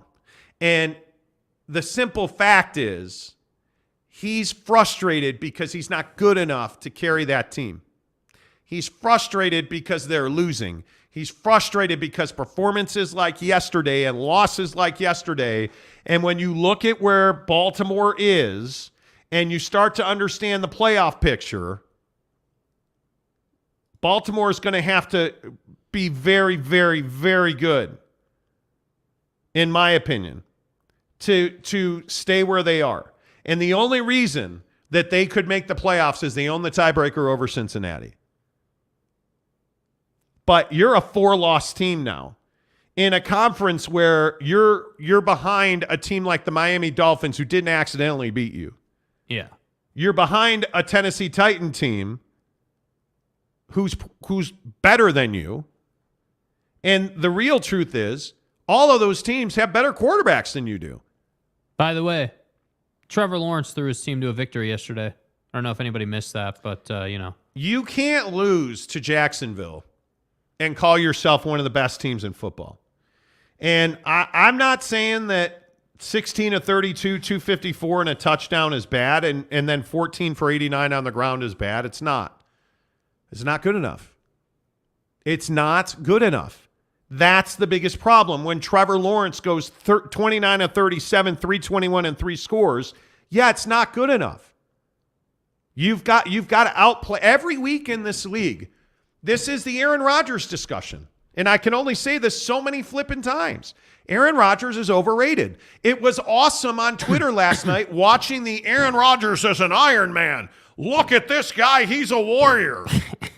It was great to see Packer fans go from this guy's a warrior to I told you he sucks and we should be playing Jordan Love. Where is Aaron right now? Because Aaron Rodgers he's got a broken thumb. What a warrior. Oh, he's got a broken rib. What a warrior. to Jordan Love throwing a touchdown pass, and all of a sudden he's everybody's All-American. Some shit happened. Because Aaron Rodgers has always been overrated. Aaron Rodgers has never been that guy. And I look at Lamar Jackson, and I simply say, you want to be the highest paid, most well-compensated quarterback in the NFL, you can't complete 62% of your passes. Yeah. That's just not going to be good enough. You're not that guy, pal. Trust me. You're not that guy. Right? That's just not good enough. The truth about Lamar Jackson is I don't trust him to stand in the pocket and deliver a football. Yeah. I do not. He has regressed as a passer. He has not progressed as a passer. If you look at all the stats that matter, he's only got 17 touchdowns. He's only got 7 interceptions. Well, that's because he's only thrown the ball 322 times. Are we really going to have a discussion about how nobody wants to tell Lamar Jackson no except the Baltimore Ravens? Let's settle this right now. Because my guy doesn't have an agent. So nobody is telling him, yeah, you probably should. Pause, bro. Pause. When Tom Brady's got 150 more attempts than you do, okay, best quarterback in the NFL, throw Tom Brady out. Okay. Justin Herbert has 140 more attempts than you do. Yeah. Pat Mahomes, 120 more attempts than you do. Kirk Cousins, Josh Allen, Joe Burrow, Aaron Rodgers, verticality, Trevor those are Lawrence, prolific names, right? Derek Carr, Jacoby Brissett. They trust Jacoby Brissett more than the Ravens trust you. I trust Jacoby Brissett more. Jared Goff, Matt Ryan. Matt Ryan, who's only played in 9 games. You've played in 11. Matt Ryan has 30 more attempts than you. Dude. And it is simple math. You're not complete. You want to be paid like the highest quarterbacks in the NFL. Geno Smith is completing 73% of his passes. Yeah. You're not that guy. Okay. Tua Tagovailoa has played 9 games, 70% passer. Yeah. By the way, dude's had a hell of a season. Joe Burrow, 68% passer. Dak Prescott, who's a mediocre quarterback at best, 68% passer. Matthew Stafford, who's been playing with injuries all year, 68% passer. Jimmy Garoppolo, who, if you're a 49er fan, thank God they did not cut or trade you. Jimmy Garoppolo. 67%. Justin Herbert, 67%. Jalen Hurts, arguably the NFL MVP at this moment in time, 67%. Jalen Hurts or Lamar Jackson. I'm taking Jalen Hurts. He's a better thrower of the football. All day. Like this thing with Lamar Jackson, and the reason we're talking about this is he dropped a horrendous tweet on a guy. But no one's going to disrespect me. And all of those stats to say, Lamar, you're just not a professional. Yeah. That's the problem. It's not that you're a terrible quarterback, because you're not. You're just not a professional. That's the issue that I have with Lamar Jackson. Yeah. Bottom line. Ken Williams says, wait a minute, is football not a team sport? Jackson doesn't catch passes, he throws the ball and is a great runner, or does he play defense? I have not once spoken about their defense. What does their defense have to do with it? We're talking about Lamar Jackson. Don't change the subject. Lamar Jackson has plenty of weapons. You're telling me that Trevor Lawrence, like his defense, is as good as the Ravens' defense? Come on now. Defense has nothing to do with it. The reason that yesterday happened is because Trevor Lawrence is a pass-first guy. What does that mean? Hey, by the way, that defense you're talking about was like, it's just not of consequence. They gave it up yesterday as much as Lamar didn't perform. Like, I get tired of, hey, we're talking about Lamar not being able to pass, which he can't really pass, right? He had one clutch pass late in the game. I'm with you, but he's not some prolific passer as we just talked about. Let's not get distracted here, man. This is not about defenses. This is about dude wanting to get paid and not deserving it. It's that simple. And I agree that Marvin Jones making one of the best touchdown catches I've ever seen with 14 seconds left was incredible. I agree with that. But you had opportunities. You had you went to your quarterback or your kicker for a 67-yard field goal attempt. That he almost made, by the way. What does that say about your offense? You don't trust Lamar Jackson to throw the ball down the field to hey, guy. Dude, if you're going to put Lamar Jackson in the 2-minute, the game's over. It's not about the defense. Yeah. What I'm trying to tell you is it was the Jacksonville Jaguars. You should have never been there. The hard part is it was the Jacksonville Jaguars. The hard part is you're only in the playoffs. Now, granted, you're 7-4. You're leading your division. Okay, I'm with you on that. What is your confidence level on the Baltimore Ravens at 7-4 when you have, and remember who their 4 losses are to? The Dolphins, the Bills, the Giants, and now the Jags. So you lost to 3 really good teams, right? And if you look at the Giants, I'd remind you that was all, you could blame that on the defense. But Lamar didn't exactly have like a record-setting day at 17 of 32. 17 of 32. Dude. 210 yards, a touchdown and interception, a QBR of 59. Right? Come on. He's got one of the best pass-catching tight ends in football. Yeah. Dude, the issue is that Lamar can't throw them to victories. Mm-hmm. That's the issue. All right, a couple more on this. Alex Chacon, good morning, sir. Trevor Lawrence has had maybe 2 good games since he came into the league. Yeah, seriously. Yeah, but here's the deal. What you're missing is that Trevor Lawrence is developing. Trevor Lawrence had to go through Urban Meyer, now gets a new coach. They have a better culture there now, and he's starting to perform. Do you understand that Trevor Lawrence, I think, had like 58 seconds or whatever it was left to go down the field and win the game? Yep. Like, it's not like the guy had all this time. And they're letting him just throw these out routes to the sideline. So while I agree. And by the way, what was he doing? He was running a 2-minute offense. Yeah, like just moving down the field. 3 of the throws that they made were like pivotal throws. Now, again, I'm just saying that I mean, Trevor Lawrence made some great throws, but that catch by Jones was unbelievable. Yeah. And I just keep going back to that. And Doug Peterson, I think, has done a great job of turning that around. Dude, the throw and the conversion was his best throw of the day, in my opinion. That has to be on the money, no room for error, right to the pylon, and it was there in a perfect spiral. Like, I don't know, man.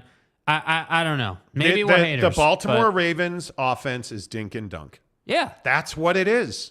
Hey, I think he averaged 6 yards per throw or per reception yesterday. I mean, that's it. That's who you are. Anyway, Ron Nolan says, what about Zach Wilson? He's done as a Jet. Yeah, he's done. He's done as a Jet. I mean, it's as simple as that. I mean, I think he is I think Zach Wilson's a guy that his arrogance has come back to haunt him. That's it, Skippy.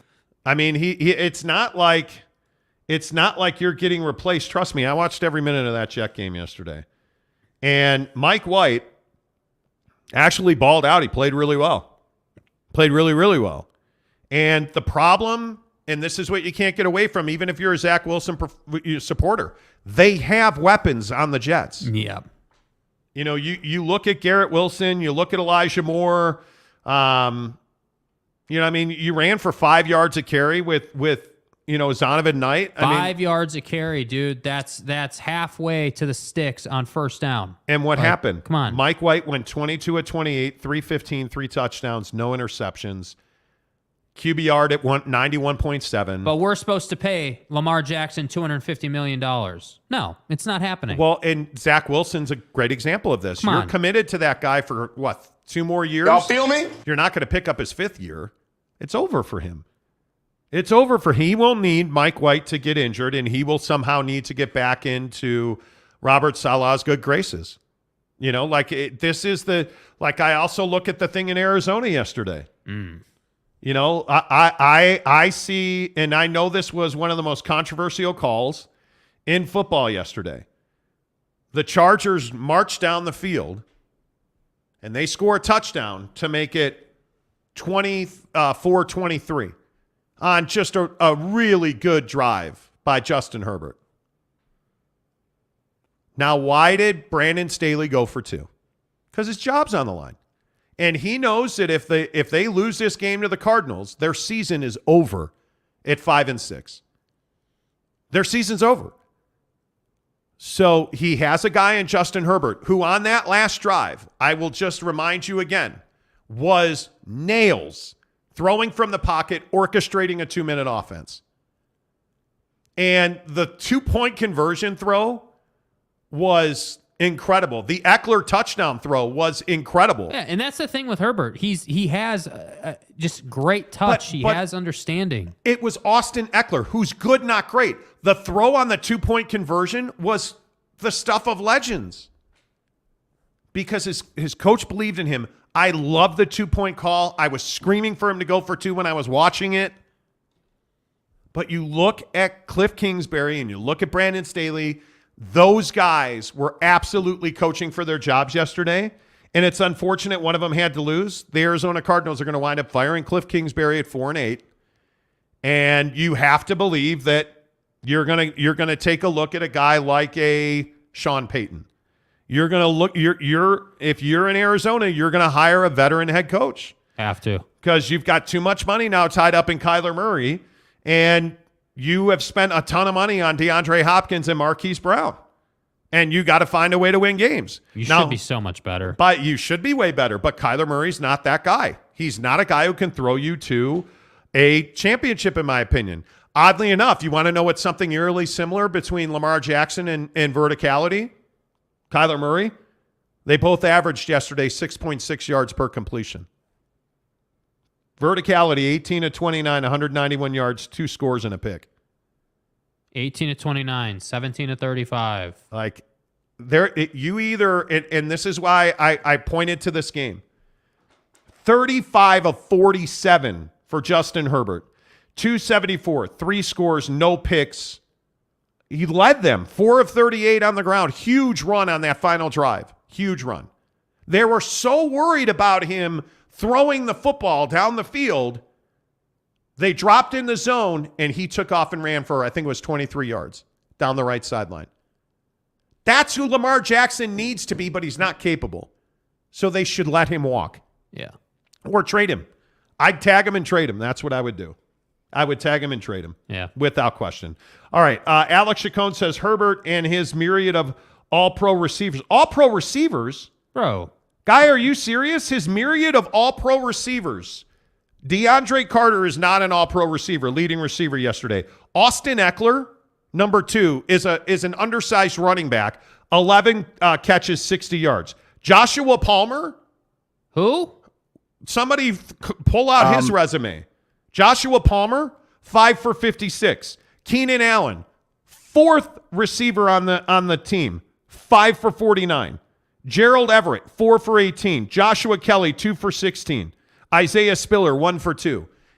You have one, maybe 2 names. Listen, Keenan Allen is a hell of a receiver who can't stay healthy, so he's not really a hell of a receiver anymore. Now, I will say that Carter, Palmer, and Gerald Everett is a really good receiver of the football, and I will again say that he caught that game, that 2-point conversion on a really nice route.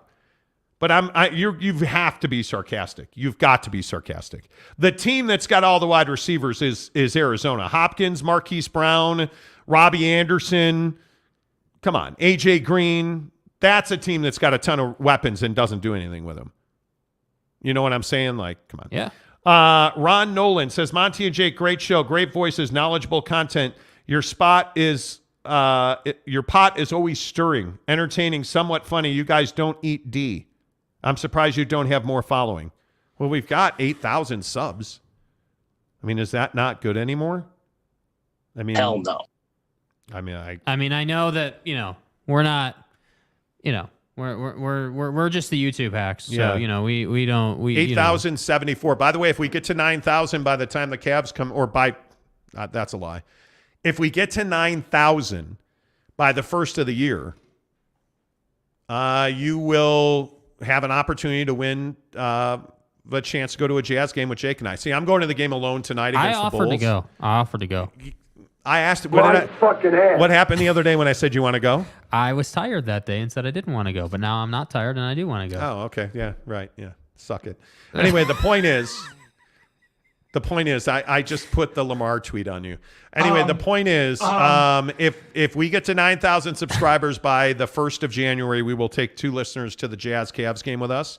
We will do it in a black car, and we'll buy you a custom Jazz jersey, or if you want, a marketing jersey. If you want to finish with a marketing jersey. Bonnie, please. The finish flash. Like see what he did there? From Finland. Whatever you want. Any jersey you want in the Jazz team store, it's yours. All we have to do is get to 9,000 subs. Everybody that's here right now, 110 people watching the show right now. Everybody give us a thumbs up. That would really help the show grow. Appreciate you guys for doing that. Tanner says, I agree, Boyd. It's too early for him to be wrote off. My gut tells me he's going to be bounced back. Let's see. Boyd Lake says Troy Aikman and Zach Wilson have nearly identical first 20 game stats. The only problem was Troy Aikman was on the Dallas Cowboys. I don't see that. There. One, Zachy Poo's on the Jets. 2, when you bounce around, you're going to be Mitch Trubisky. You're going to wind up. He's a career backup now. They let you down. That's who he is. And A, he hasn't been able to stay healthy. B, he hasn't been good at throwing the football, which is important as a quarterback. And C, he's going to be a career backup now. He's a bum. I mean, I don't see any other way he comes out of that. Tom says Lamar on the Jets would be amazing. They'd be awesome. Okay. Only 11 likes, guys. Really? Is it really only 11 likes? Come on now. We have 38 likes. Well, that's true. We've had over 1,000 views on the show, and we only have 38 likes. My bad. Herbert and his myriad of all-pro receivers. I read that one. Alex, don't talk about the defense, LOL. Okay. Alex also says, wait, how do you enter that contest, Monty? I had to work when you guys were at the restaurant in Ogden. All you have to do is be subscribed to the channel, and you have to hit like every day for the rest of your life. And if you want to take a picture in current Jazz attire and tweet at us, that may or may not help your chances. Could be. Tanner T says, love a little extra innings today. Are we? Oh, yeah. Wow, it's 9:20. Yeah. I didn't even realize it was 9:20. Tanner says, but the Jets are good now, Mont. They have a good system. Zach can thrive if he keeps working on his craft. Well, yeah, but the problem is the arrogance. Like you were saying, like the guy likes himself some Zach Wilson. That's the problem. And I don't think they want him to thrive. I think they're out on him. I think Robert Saleh's out on Zach Wilson. Yeah. I don't think they have their franchise quarterback on the roster. What, Mike White's not going to get the job done? Well, come on. This is the problem we have with the Bears. Everybody's all in love with, Justin Fields. Right. And I just point to the San Francisco 49ers, who won 13-0 yesterday. And Jimmy Garoppolo is a pretty mediocre quarterback most of the time. Still got a dub. And they're thankful they have him. Yeah. They're thankful they have him. So, yeah. I don't know, man. I look at that win by the Raiders yesterday. Sensational. I don't know what more you want from. It'd be nice if Derek Carr didn't throw interceptions. They're a better team than 4-7. They are. And Josh Jacobs is a stud, 33 for 229 and 2 scores. I want to say they're a better team than that record, dude, but there are some times where I'm like, dude, what are we doing? You're telling me you don't believe that they're better than their record. I think that they're not some. I don't think they're 8-9 wins good right now. Like if things had broken a little differently, I think they could be a 500 team. But like you don't just look. The assumption was that we're going to bring in Devontae and all of a sudden our problems are going to be solved. That's not how it works in the league, man. You have to have their schedule, by the way. Yeah, the Raiders. Chargers at the Rams, Patriots at the Steelers, 49ers, Chiefs. Good luck. Good luck, Josh. Good Lord.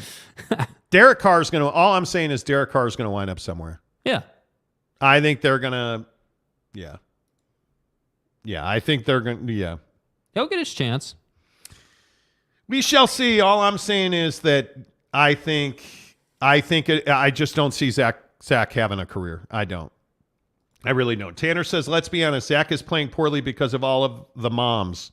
but I'm confident that he's going to bounce back. Well, no, I'm not going to. Oh my God, just I like knew that. it. I knew it. Yes, and I wasn't going to do it. No. I don't get the hate the 49er fan base has towards Jimmy G. It doesn't make sense. It does make sense. He's a mediocre quarterback. The ultimate game manager. Yeah, he's a mediocre quarterback. Yeah. Cody Strickland says, do you guys want your yearly calendar from me?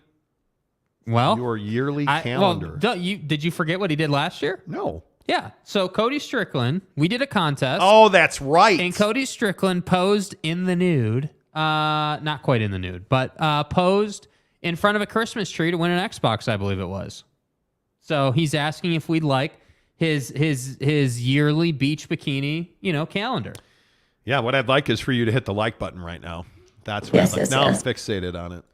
Up to 42 likes. At least get us to 50 likes. 8 more people right now. Just come on. Just do it. Yes, Cody, we want it all. We want it all. We want it all.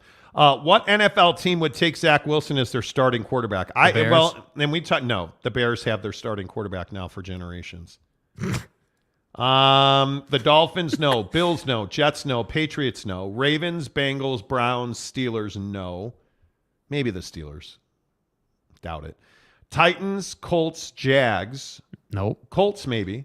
Texans, always looking for a quarterback at 1-9. Chiefs, Chargers, Raiders, Broncos. I don't know. Did you see? Eagles, no. Cowboys, no. Giants, no. Commanders, yeah, probably. Vikings, no. Lions, no. Packers, well, Lions maybe. Packers, potentially. Bears, no. Bucks, no. Falcons, no. Well, Falcons, they're going to draft. Panthers have like 11 draft picks at quarterback. Saints, yes. Niners, maybe. Seahawks, Geno. Arizona, verticality. The Rams, Stafford. Verticality. Not many. He'll be he's going to have to do it as a backup. Yeah. He's going to have to hope that somebody absolutely gets decimated by bone dust and then... I'm sorry, did you say bone dust? Yeah, I said bone dust. Yes, Riley O'Brien, the Lions make some sense. Tanner Plummer says Jimmy G is a game manager that got the 49ers to a Super Bowl and an NFC title game. Yeah, but that's cool. But they didn't win. Yeah, like what is he, you got to win. With all due respect.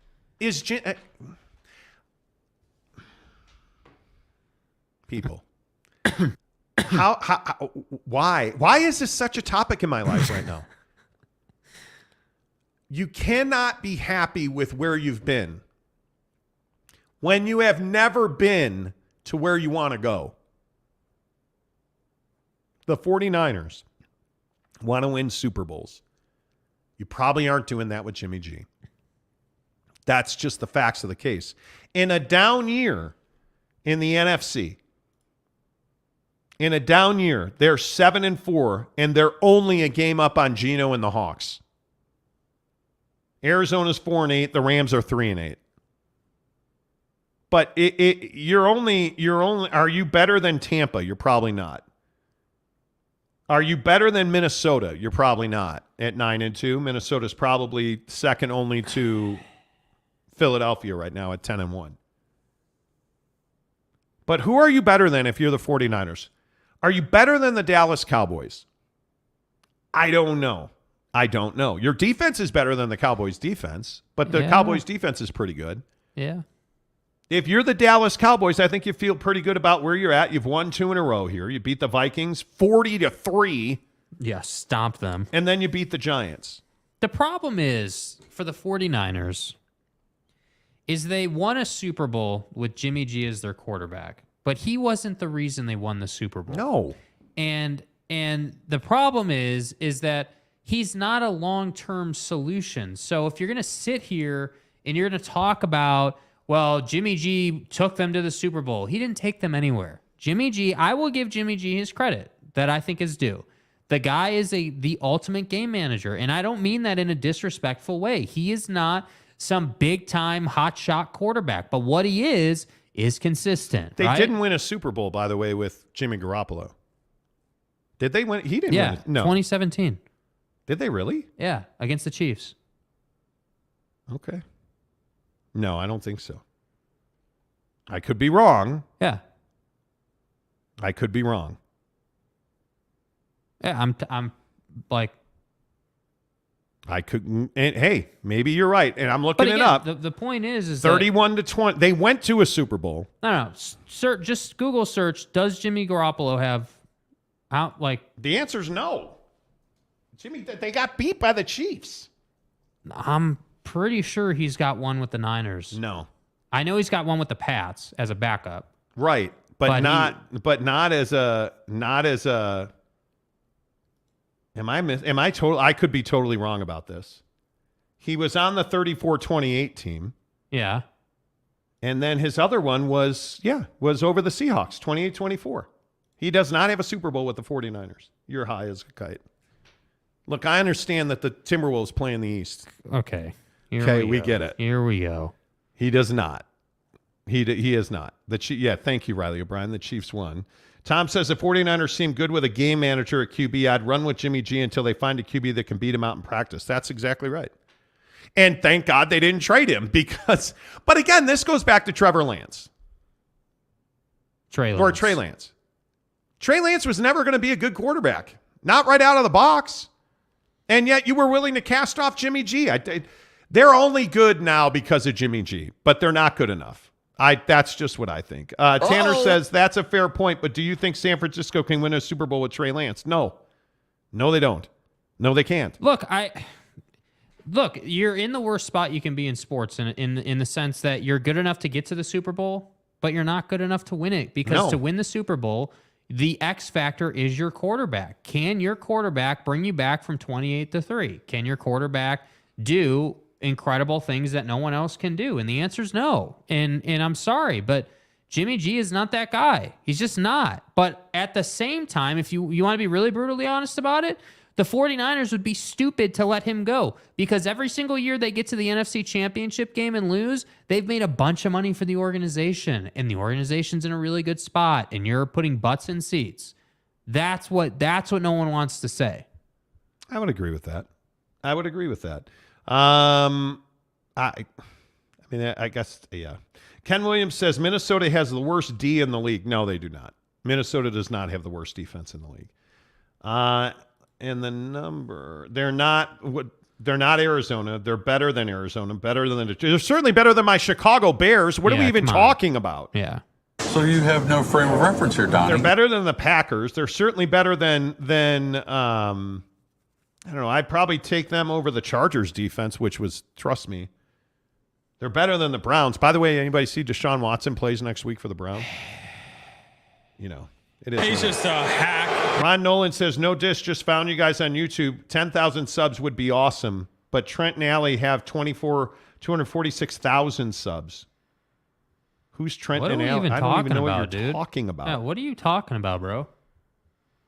They're van lifers. We do sports talk every day, dude. What, like, okay. With all due respect, what are you talking about? 49ers should re-sign Jimmy, then trade Zach Wilson for Trey Lance. Let Zach develop under Shanahan.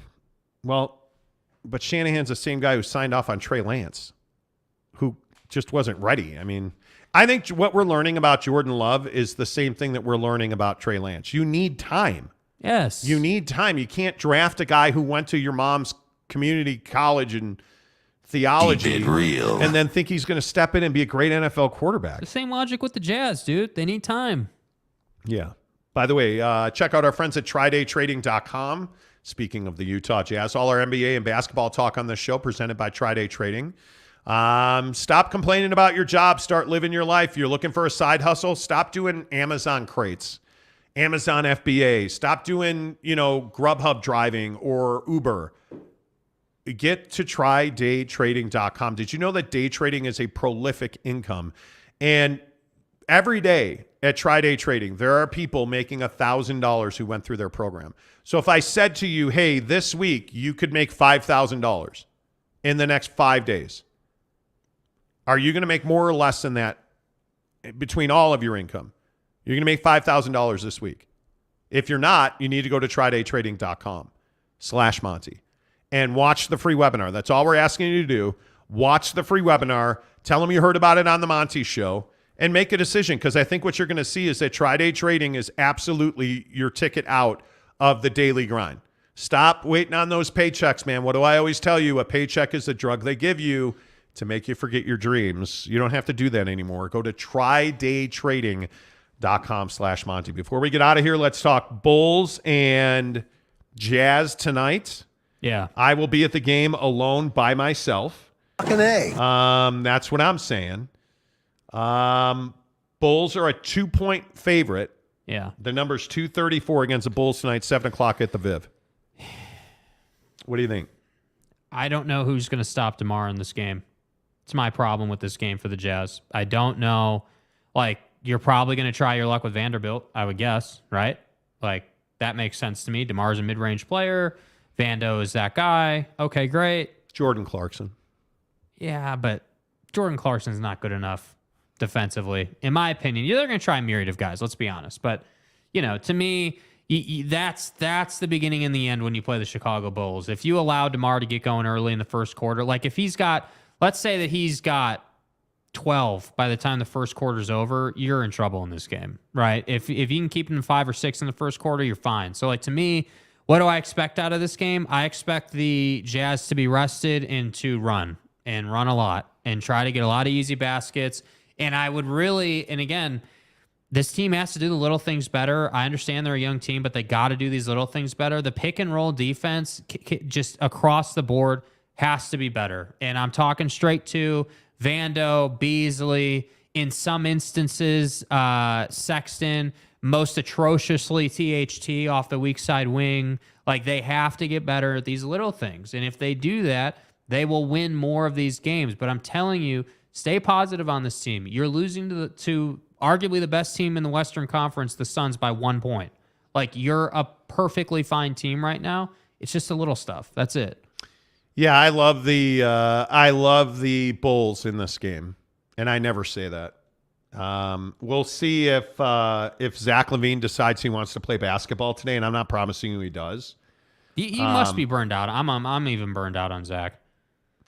I mean, the guy is freaking fantastic. I mean, he is really, really good when he plays. But Zach LaVine he doesn't play, and it sucks. So I love the Bulls to win. I would take the Bulls on the money line if I'm you. But let's see how the Jazz come out. I mean, if they can defend the corner three, I think they win this game because, whether it's Kobe White or Ayo Dosunmu, even Pat Williams loves that corner three. They shoot it a high percentage. You got to make them go to the basket. And if you're the Utah Jazz, attack the basket. The Bulls can't defend the basket. Yeah. They cannot defend the rim. Go do that, and then you can win the game. And I think that's where I'm at on it. So I'm going to say the Bulls 264, the Jazz 38. I think that's the final score. I'm going Jazz 120, 115. You think you're a jerk. I'll say 117, 112. The Bulls will win the game. Okay. 117, 112. Boom, done. Okay. Thanks to everybody who watched the show today. Please make sure you give us a thumbs up. That would really help the show. Come on, man. We're at 47 likes. Give me 3 more. Right now, today. Do it. Today, let's go. Thanks to all of our sponsors. Thank you for being here. Other than that, yeah. I guess, is that it? Is the show? It's 9:36. Is the show over? Yeah. All right, fine. Say goodbye, Jake. Goodbye, Jake.